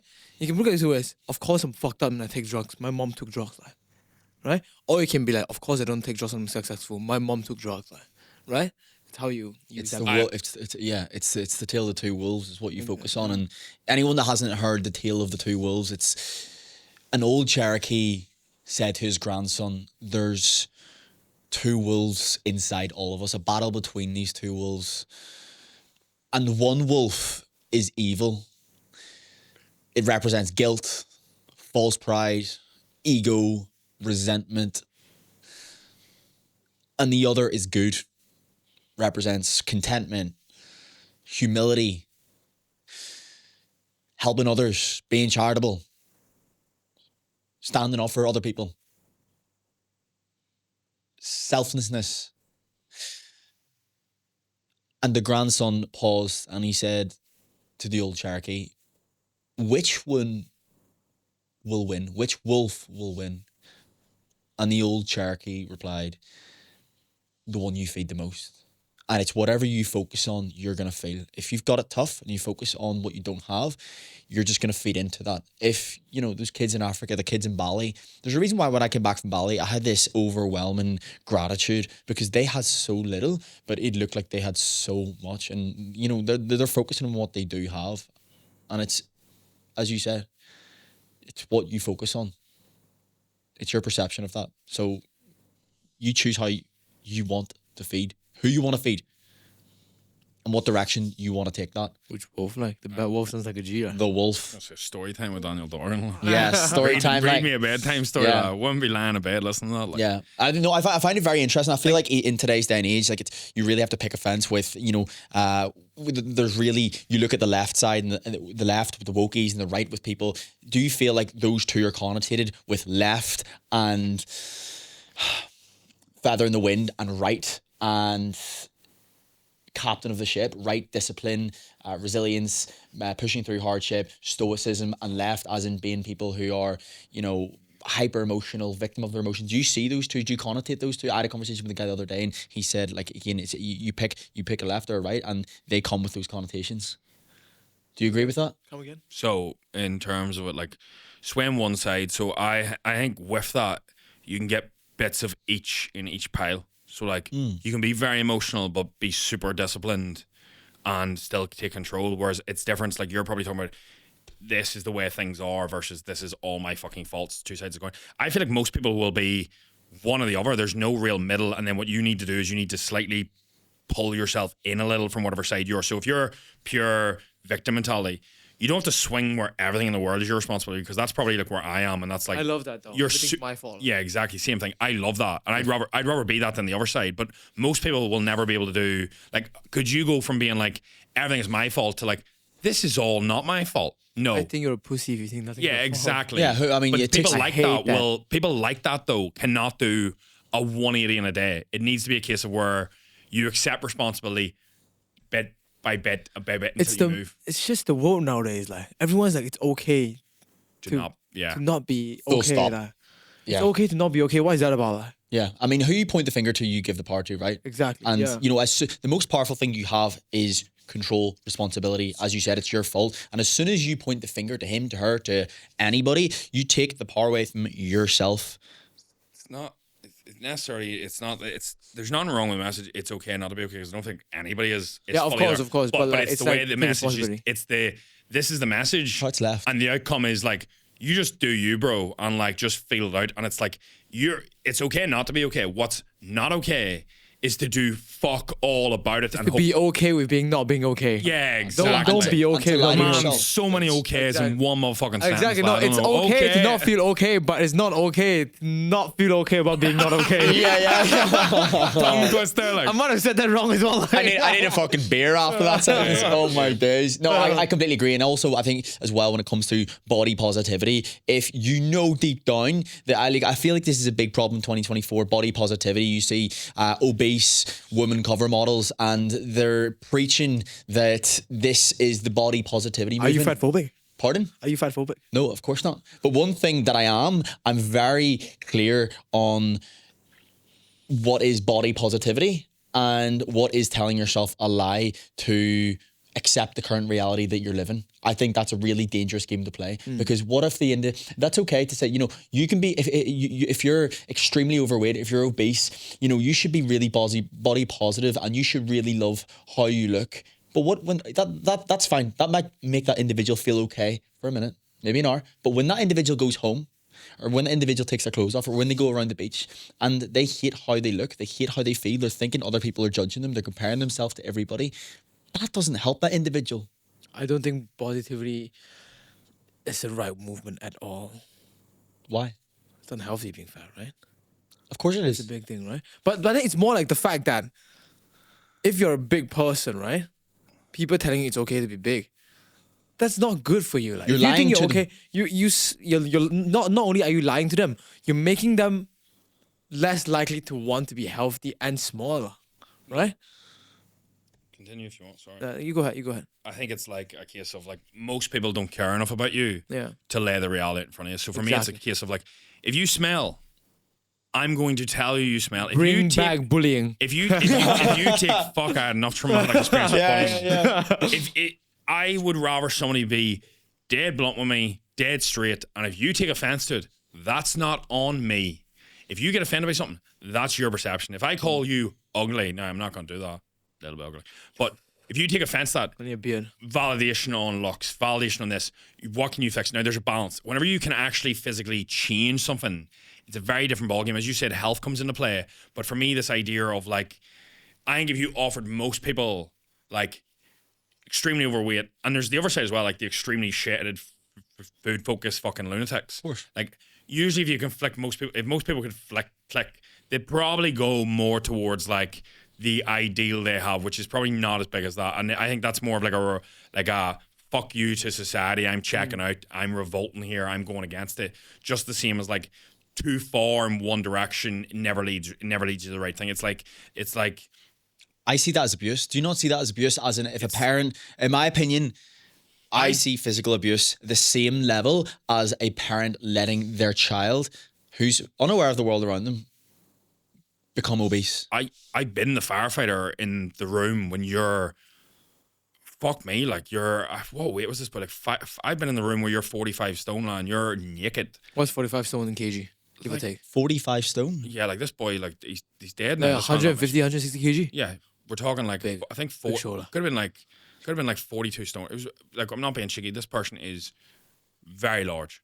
Like we're talking here, like can't walk, like in a bed. Mass. Yeah, it took. We had to lift him in twice in one day before, and I remember walking in the room, and I was like, "Holy fuck!" The smell of shit. Like this boy just shits in the sheets. Like he's laying there, like, and this is hectic, like right. And two fire trucks are lifting you from the floor back into your shitty cot. I'm not being cheeky. Like as much as people can say that's a mental disorder, there is issues there, right, in the mental side. But at some point in the line, there was a return. Of course. And I'm not being cheeky. It's a case of where like I'm all for like, you know, people go down dark paths. I don't know what happened yet. I understand that, but at some point you take fucking responsibility for what the fuck you're doing to yourself in any area. It's not just about that. And it's a case of like, I remember 6 of us having to lift them like with sheets. Like you have to slide these like canopy, like these sheets under them to lift it. And I mean, this is like, I'm a strong dude, lad. Like, and you know, other It's people. debatable. And like you're talking here, like that's where for me, Joe, that's one extreme, and then you get the other people who are so self-obsessed with like that their looks is everything. Whereas like I think if you give most people the opportunity to flick, it would probably be somewhere in the healthy range where you've got like maybe like as a male like a small outline of abs, but you're still like feeling good. You can move. You can like that's what. But the thing is, society and what it does is it dictates you to look a certain way for attraction, for what's going to be best, what's going to suit your lifestyle. Versus that's like a complete revolt. That's like a complete like fuck the system. I'm doing that, and I think that's like there's nothing wrong with it, but it's a case of like you make your bed. You're gonna regret it making it like that, and I think a lot of people don't look at it like that. You're a product of your decisions. And Yeah. you know, how you look, that is down to the choices that you've made. Would you ever date an overweight girl? Depends how this be. Maybe it's You straight like your ghost a little bit meaty, don't you? I need weight. Like I would Yeah. straight up break you. Like I like big a slim dude, like, girls. What do you like? No chance of me dating someone overweight. I'm sorry. Yeah. what's overweight though? Like give me like 100 kilos, 100, no, if somebody's, it's not, that, All right, but height comes into play as well, so it's a bit. Say 100 some- kilos and 7'4". Like Yeah. see LeBron James. say if they're 120 kilos. Straight off the bat, I don't find that attractive. No. I'm just No. you're crazy, bro. You're crazy. No. You can have a little bit of. I feel like okay, if you're a girl, right? Once you're past like 30-35%, you're gone. Like you're too far gone. As soon as they're not 34, like you're hitting them up on a meal plan, like But then the thing is, if you're a very large overweight dude, or like that's your that's what it's self-respect too. Like, it's like when people go like, oh, like, I don't like the fact a girl gets Botox. I'm like, yes, she's getting that also from a stage of like, maybe she's got insecurities, maybe she's got that. But I'm also thinking like, the way you look is also a case of like how you will look in 10 or 20 years. Pride in your appearance is seen as like a vain thing, but you're not doing it. You're doing it for your own confidence. It's different if you're feeding insecurities. Why has that become a vain thing? That's what that's looked at like, though. It's not to me. Still to this day, like, I honestly think, especially as a man, you should take pride in how you look, how you carry yourself, the clothes that you wear, the shape that you're in. I feel like those are key pivotal pillars as a man, and especially, like, I don't think you should grow old and never see what you're truly capable of. And I think now, at 25 years of age, I think down the line about when my dad goes, what kind of man I'm gonna be, what I'm gonna stand for. Am I going to be able to be the man of the house? I think about when I have kids, what kind of dad am I going to be? Do I want to be a role model, or do I want to be an individual that feeds into a life of unhealthiness for a child? Like, I think that's really important. I think anyone that's in a position where you're being unhealthy, that you're not setting a good example. Like, you're doing this are you doing this for your son? Like, what kind of role model are you for your son? Well, personally, for me, I think a lot of people think that they can just, like, when the child comes, it's like, I'll flick into dad mode. Like, that doesn't happen. That won't happen. Like, it's one of the things where you're building yourself into the character that person's going to be. You're not going to be able to change overnight. Like, people think when this happens, I'll change. The change happens well before the circumstance. So, like, if you're not a role model before you have a child, are you getting your shit together in the middle of it? Now, there's certain people who turn their lives around, but I mean, we're talking in the large majority for most males. For me, I like to think of, like, when as you said, like, I think of, like, the way I act. I'm like, that's the way, like, I would want, like, a father figure in my life, like, in terms of that. Like, maybe that won't be effective enough, but it's like a case of, like, that's the best you know. And it's a case of, like, when I talk to my family about, like, raising children, like my mum and dad, I'm always like, Joe, I would be mindful of, like, fucking the child up. And they do highlight a point of, like, you're going to fuck it up. It's just how bad you fuck it up is down to you. And the way the child sees the world, who it sits beside, all them things add layers to it. And they were like, you just have to do the best you can, where you can go, I held a standard that, like, was the best I could at the time. So, like, for everybody that's going to be different, but it's different because of the pre-work you've done in the game. Like, the game kicks off when it's out versus what you've done for the last 5, 10, 15, 20 years is it's like Ronaldo playing on the pitch. It's not the 90 minutes on the pitch.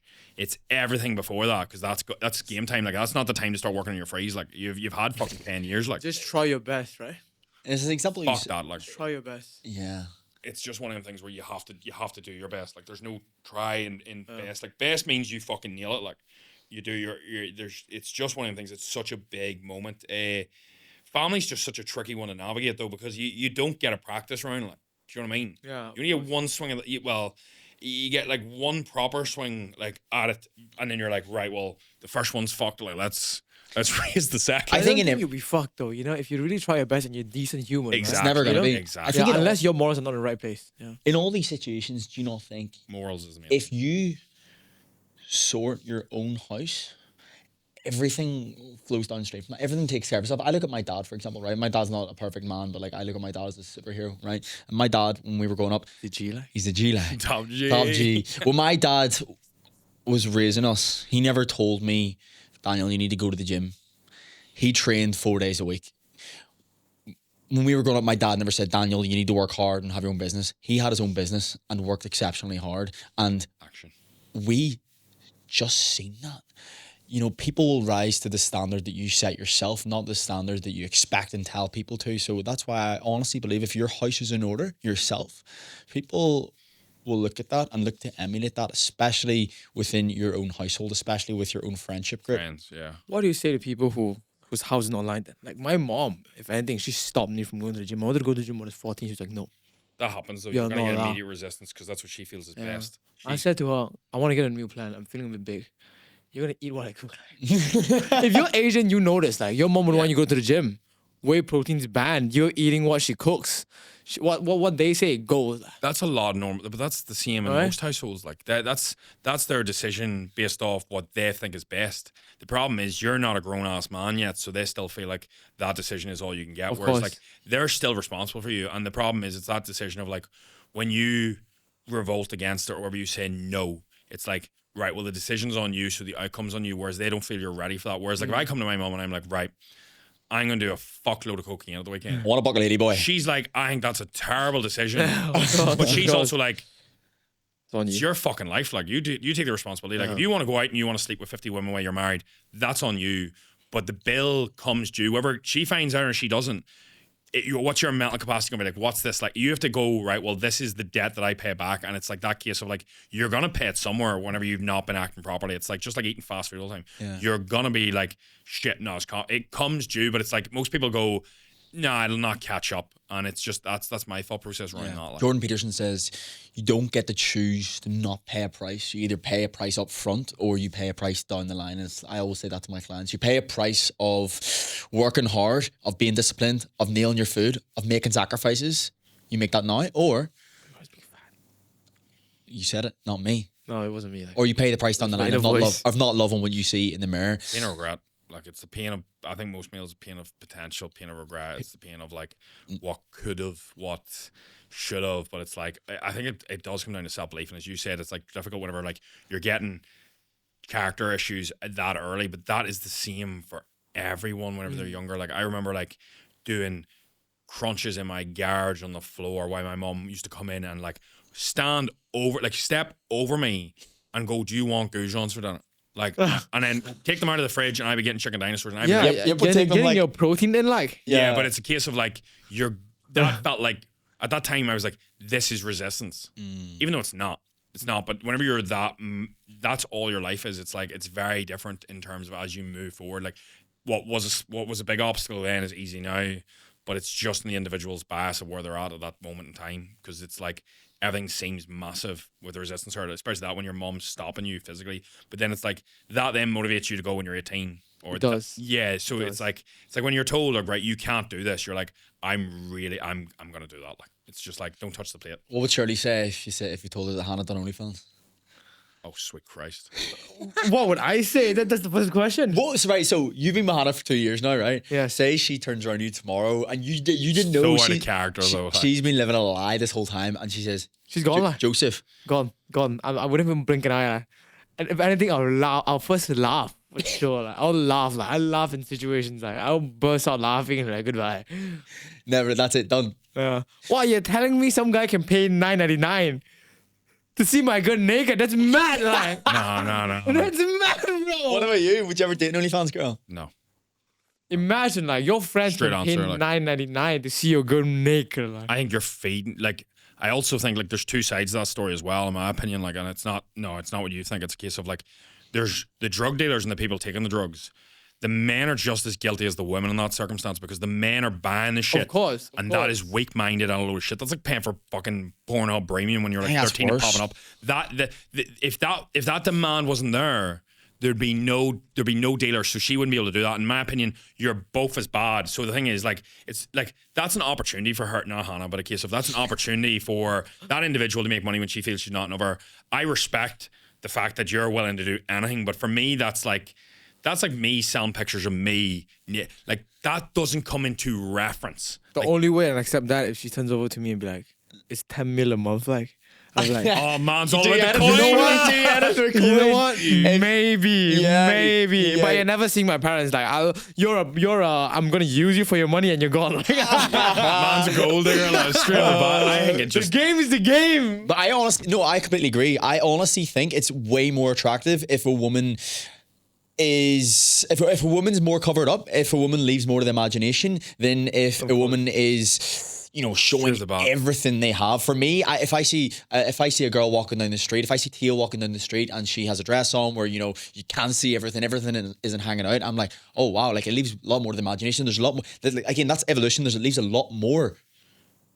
What do you say to Intrigue. people? it's also attention driven too. Like, if you are secure in yourself, why do you need so much validation from others? It's like that thought process of, now don't get me wrong, we all do it. Like, I wear a vest in the gym, so technically, like, I like looking in the mirror, that gets, because you feel like one of the bigger, but it's a case of like, if you're needing that, then that shows a void as well. So for me, it's just a case of, I also think, and this is just me being straight, if everybody can have it, I don't want it. Yeah, And it's like, goes back to that thing of like, if it's hard to get, it always makes you want it more. Now, the difference is, though, if you have a girl, like, for example, that you're like, she holds out and there's all them issues and then she finally gives and that chase goes. Whereas I've had relationships before where like 2-3 dates in, like obviously sex is flowing sweet, and I don't get like whereas I've chased girl like when I was younger for like 2-3 months, and then when you get it, you're like, this is all built off that, rather than see once that's wiped as well. There's also a real thing of like, I see you fully now, and then you actually get to know the person on not just a deeper level, but Hey, that's what she said. But it's like that card's now not hell of. Whereas if somebody dangles something long enough in front of you, when you get it, you're like, I've got the carrot now. Whereas it's like, there's no carrot in this. It's out now. I'm not saying have sex on the first date, because if you have first date sex all the time, but it's different if like you're on a night out and that happens, or like as you said with Tia, you already know what you're. But it's the fact of like, it's the respect for herself. That's we're not saying you can't wear what you want, right? If you want to wear like shorts with half your booty out, or you want to have OnlyFans, go ahead. Like, but you just have to know, right? You doing that, there's consequences to it. So I'm not looking at you like your wife. Exactly, the consequences let's call a spade a spade. It's not women you date, women you marry. You decide where you fall in the line. Now the thing is, when I think of that, there's certain men that'll be attracted, and you will get more attention. But you probably notice from that, you're getting attention from the men that are fucking useless. That's the consequences of it. Yeah, or you're getting fucked about. It's a mess, and then you turn around and you get like. I remember, I've been like, whenever I'm talking to somebody, I remember if like I will overstep the line to see what the person does every time, just to see how they respond. See if they roll it. My attraction, like it's just sometimes at the start, and it's not always on purpose. It just happens because like say you're fooling around and you overstep the line with a comment or something, and there's no like as in like catch a fucking grip. Like, are you fucking serious? And straight away I'll be like, good, because when another man has done that, you've immediately went, I'm not fucking okay with that. Now I'm not talking about something on the sexual. I'm talking about like just where you maybe say something, not disrespect, but like there's you say it and you're like, oh fuck, maybe I shouldn't have, or maybe that's wrong, because everybody gets their words wrong. But a case of where it's like slapped, you're like, I find that super attractive, because I'm like, standards, discipline, you're not going with anyone. It's like, for example, not sleeping with you on a one night stand. If you're going home and sleeping with men on a one night stand, you ain't the wife. Like catching bodies, like you ain't the catching wife, bodies. like, that's it. Like, and people will go double standard. Game's the game, like. It's double standard all you want, but for me, it's like that's the way the perception's built. But at the same time, like I haven't done I don't know when the last time I think I've done like. How many one night stands you had? Fuck, it's got to be like one. It's got to be very little, because afterwards I don't know where men look at it like a fucking score chart, like, but for me I was like, meh. A lot of guys do. Oh, see, the fact of like your body count then all of a sudden makes you top dick. The first thing I think of there is the woman I want to attract does not sleep with a dude who slept with 300 females. Like, that is not. And the thing is, you can go, but I'm a different person now. That's absolutely fine. If you change person fully and you're like, that's it, you can wipe the stay clean, but your actions need to now reflect that going forward for the long term. Because you can fuck about, say you're 18 to 24 and you're a complete player and you change, that's absolutely fine. But I made the conscious decision from early bells. I was like, I pride myself on like, you don't just lie down with anyone. Like, you just don't. Like, it's like one of the things I'm like, if we're gonna do that, like, I'm not looking at like I'm holding out, but I'm looking at like you're not. What's the best way to put this? Like, you're getting to see me fully. You're getting like, we're properly going at this. I'm like, I don't want that to be for anyone. I want to be like vice versa. I want to be like, fuck, she's done very little numbers. It's like not an easy thing to get. How much is too much? Oh, it really depends on where you are yourself and what you see as too high. Like, it also depends on age. Like what if you've been single the whole way to 29 and you've had loads of like 8-month and 12-month relationships and issues. But it's different if you're going out and get pinged every Saturday night and you're racking up body counts like there's no more. Like, if you're 30 and you've got a body count of like 40, like, I don't care. But if you're 18 and your body count's 40, it's a very big different story. Joe Yip. Or if you're in a relationship, like, it's gonna be lower. Like, You just want me to say this, like it's really easy for me to say that as well, because whenever I was for like 20 to 26 or 21 to 26, I was in a relationship, so it stays, so that's easy. Whereas if I was single there, all I know, I could have racked up 100. Do you think there is a double standard when it comes to men's preference with regards to body count and women's preference? That was my question to you. I wanted to ask you that question. What do you think? What do you think is the difference? Do you think there's a difference? I believe there is a difference, because in my opinion, personally, a woman makes the conscious choice to give their body to someone. A man has to earn that. It's gatekept. It's gatekept, Exactly. as opposed to it's my decision to actually give. So it's so much easier if a woman wants to sleep with men, whereas a man, you know, with a lot of men, they maybe need to be in shape, they maybe need to have good crack, they maybe need to have status, they maybe need to have a lot of things in order to obtain that. Whereas for a lot of women, they make that choice to give that, and maybe there's maybe not as many requirements for them to be able to obtain that men. There's a lot of men that's my men will just fuck anything, like anything. 90% men will Yeah, just that's fuck true. anything. So like, but men nobody racking up high numbers is get it. different because they're not thinking about the wife and future. But as you said, I do feel like it's a double standard. But at the same time, you're also the one holding the gate. Like you're the one with the fucking. You're the one. It that is makes- double standard, but there's double standards with both genders, right? There's things girls are better at that guys are not as good. Our at, biology is you know? also So different. It is what it is. Like, you know, the game's the Not. game. It's not even double standard. I just think they're not related. Like as much as people are like that's fucked. I'm just like. They're it's very, very different in eyes. But then the thing is, I also just relate to it. Like, I will never ask somebody to do something that I've not done. Yeah, of course. So then, in my eyes, it's double standards. If you've slept with 300 women going, I want a virgin, that's a bit fucked. It's like That's- certain degrees. So for me, it's like, don't say it's double standards, but like, there's the scope. There's So a like, line. if you're, it's like, Joe, if you're 30 and you've slept with 40, 50, 60 people, you're like, well, realistically, like, We can negotiate. yeah, do you know what I mean? Like, it's where you feel as well and your self-respect and how much that matters to you. And it comes down to who the person is. There's so many layers to that. But in general, I think it's a case of like, I would also look at like if somebody's got really high numbers, like ridiculous, I'd be like, why? Why have you feel the need to literally go with anything that'll take you? Do you think that's going to fill a void? For the female, I'd be like, why do you feel like you need that? What do you think that's going to get you low? I would be asking myself the questions of like, what am I trying to fill with this? Because sex is on a deeper level. Like it's like as intimate as it gets with another person. Like it's intense. Like so, like you're talking here, like you know, I be out like it's Hey, Wolfie, lover boy. What about you? Lover What boy. about Joe Yip? What about Joe What's Yip? the What's too much for Joe Yip and a woman? three. Like, And these are conversations. I want like for anybody listening as well. yeah, this these is are just- conversations which guys do have, and it's in my opinion, it's normal conversations. So just because we live in 2024, and you can't say this, you can't say this. This is normal conversation, personally, and everybody's allowed a preference. That's the most important thing here. Everybody is entitled to a preference, and just because maybe your preference doesn't align with theirs doesn't mean there should be offense taken. Joe Yip. Keep in mind, I am Asian, so I'm not as traditional as like a traditional Asian because I have tattoos and all, you know. But like anything more than 3 is a no. Like 5, maybe, depending on what kind of man, that's person low, you like, are. that's low. What about 6? Game over. No, game 6 over. is the Why? unlucky Game over. number at their side. Like you can't Game be over. dealing with 6. Like 666. What's going on? no, Like there's there's no, demon no, like it's 4. Is it? It's 4.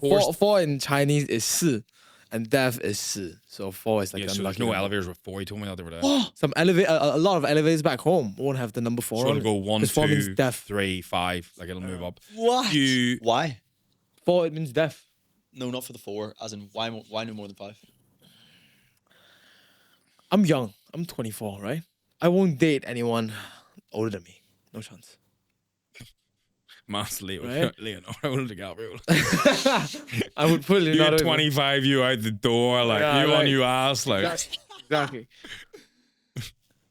the one I- wrinkle and you gone. Like you guys, like people are gonna say this is double standard, but I think this is just facts, right? Like, especially if you grew up like with mom and dad in the house, and you're a girl who's taken care by your dad. You're not gonna go out there and sleep with random people. Like, you're not gonna do one night stands and all, right? It shows how you're brought up, your morals and all. I feel like, especially as a girl, because like it or not, right? This is gonna be double standard. People are gonna call me sexist. I feel like if you're a girl having sex with a guy, right, you give out a lot of yourself versus a guy to a girl, right? Because if you're an average Joe, right, like me when I was 18, 19, 20, 21, right, even I was getting nothing, like, obviously, but like, yeah, listen, I was getting nothing because I was no one, right? You have to work yourself to the point where you could get girls, right?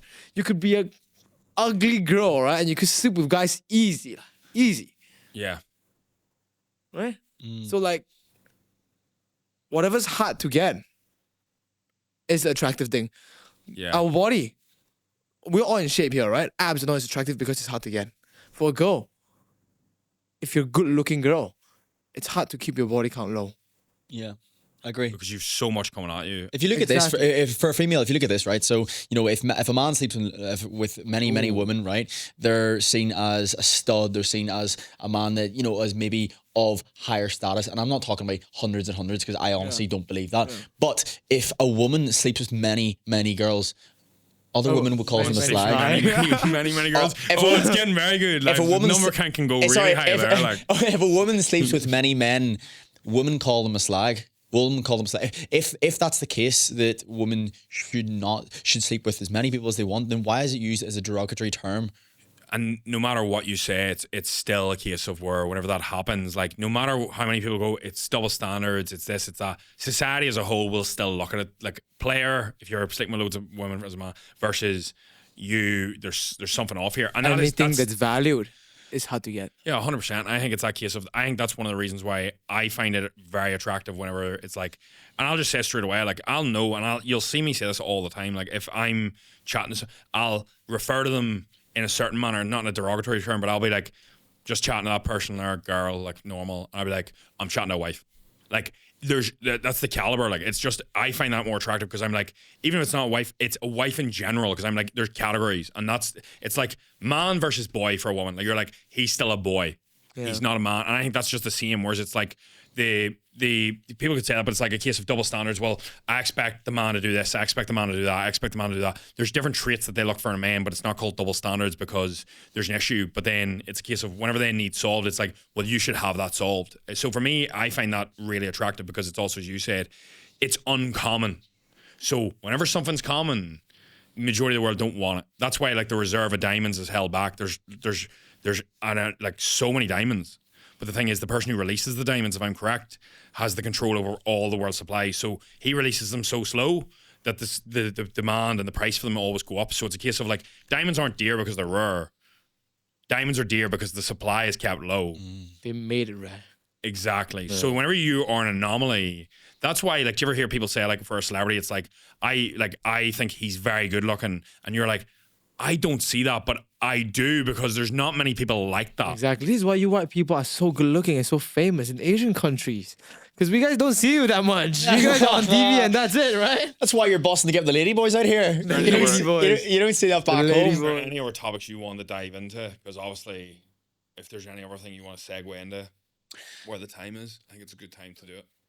What time we have? About 5 minutes left. What time? I would say you could segue into whatever you feel will. Yeah, no, I just want to get really clear on where you guys see the next 5-10 years going for you. Fuck me. I want to know what you. I want to know how what. Old am I?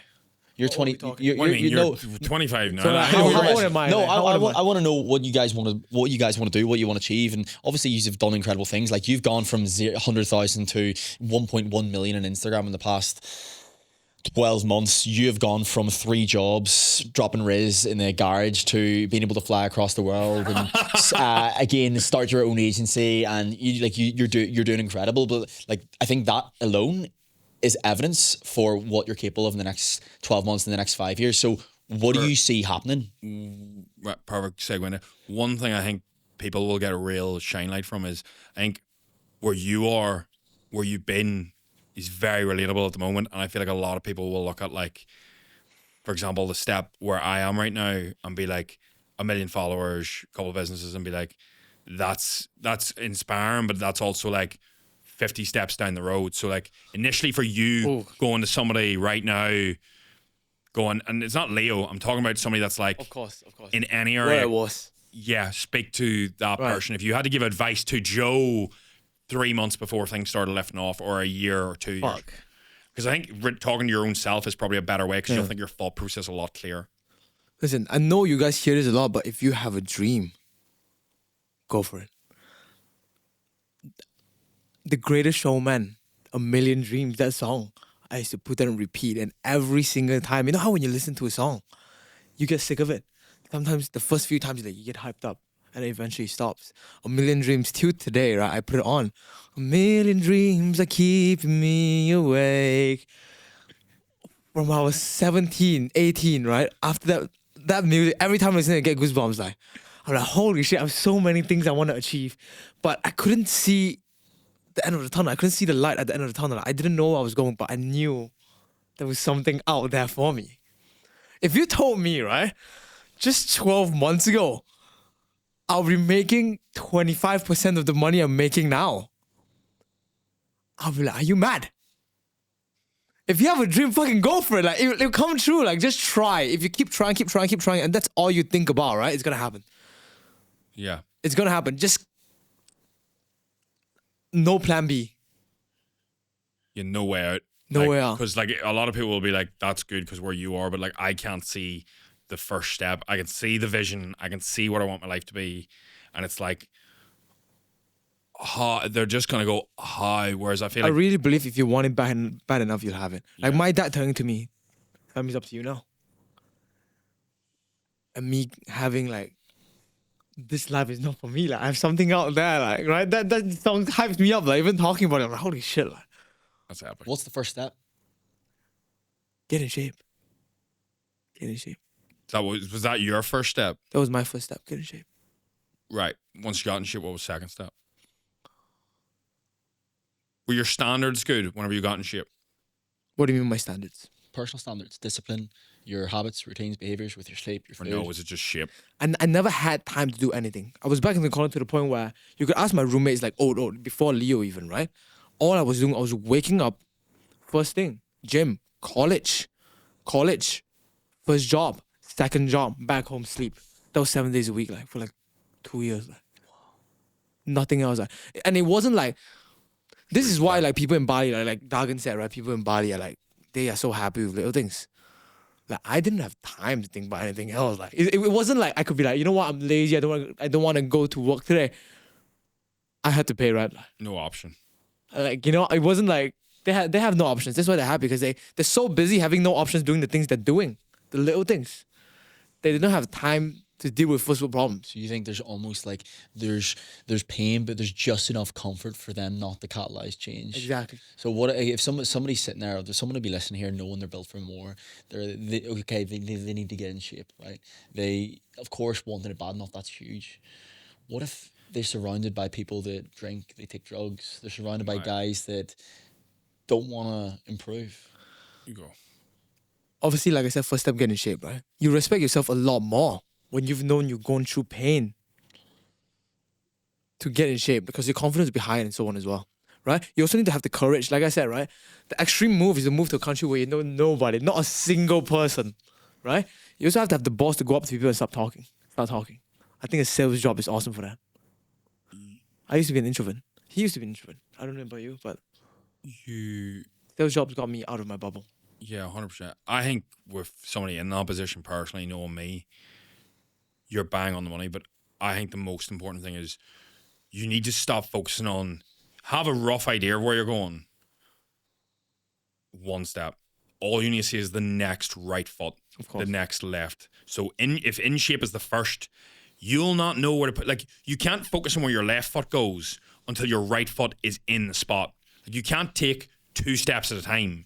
It's not hopping, it's not skipping, it's not jumping, it's walking. And the thing is, if you're too focused on step 30, you're fucked, because you're thinking 30 steps ahead. Like, whenever I was clearing a house when I was in the first, I don't think, wonder what the kitchen's gonna be like when I enter it. I'm like, I'm in the fucking living room, this cunt's on fire, like, right, where the fuck are my feet? And it's one step by one step, because if you focus too far ahead, you fuck it up every time. Like, when you're driving, you don't be like thinking of like the turn 4 turns away. Maybe if you're fucking Lewis Hamilton, you'd be like, I need to take this turn as best as I perfectly can. As Will Smith says it all the time, he's like, when you're laying a wall, and all you can do is lay one brick at a time, and you need to lay that fucker as well as you can. And then what happens is, as you said, you get in shape.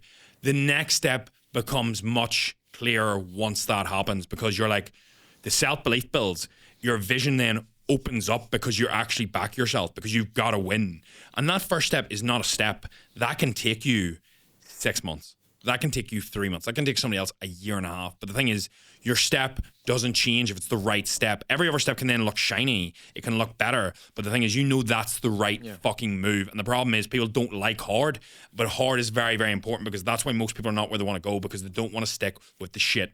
When you take the shit in, you're like, this is good, because you're getting resistance. It's not meant to be easy. It's the expectation that getting from A to B should be really clear. It's not. It's a complete and utter shit show. And the more you realize that you're going to go up, you're going to go down, you're going to go backwards, it's going to be a complete mind fuck on the inside. But you're like, I'm going there. All I can do is take the next best move in the chessboard I can make right now. Even if that's wrong in 3 months, you're like, I made the right decision at the time with what I had. And you can't see where the other person's moving. You can't see anything else. All you can see is, I think that's right. And that's all you can do. And then once that step opens up, you can then make the next move. And if that move was shit, you then try to make the next move better. Yeah, And that's I've one all to it is. add to here, right? You know how we say get in shape, right? One thing people don't realize is, right? Here's what you can do. Here's one like implementable step for you can do. If you think you're meant for more and you want it, but you don't know where to start, go to a gym. Not only get in shape, find the best gym in your area. And every time you go to the gym, start a conversation with one person. Every single opportunity I've gone in my life so far was through the gym. I met Tony in the gym.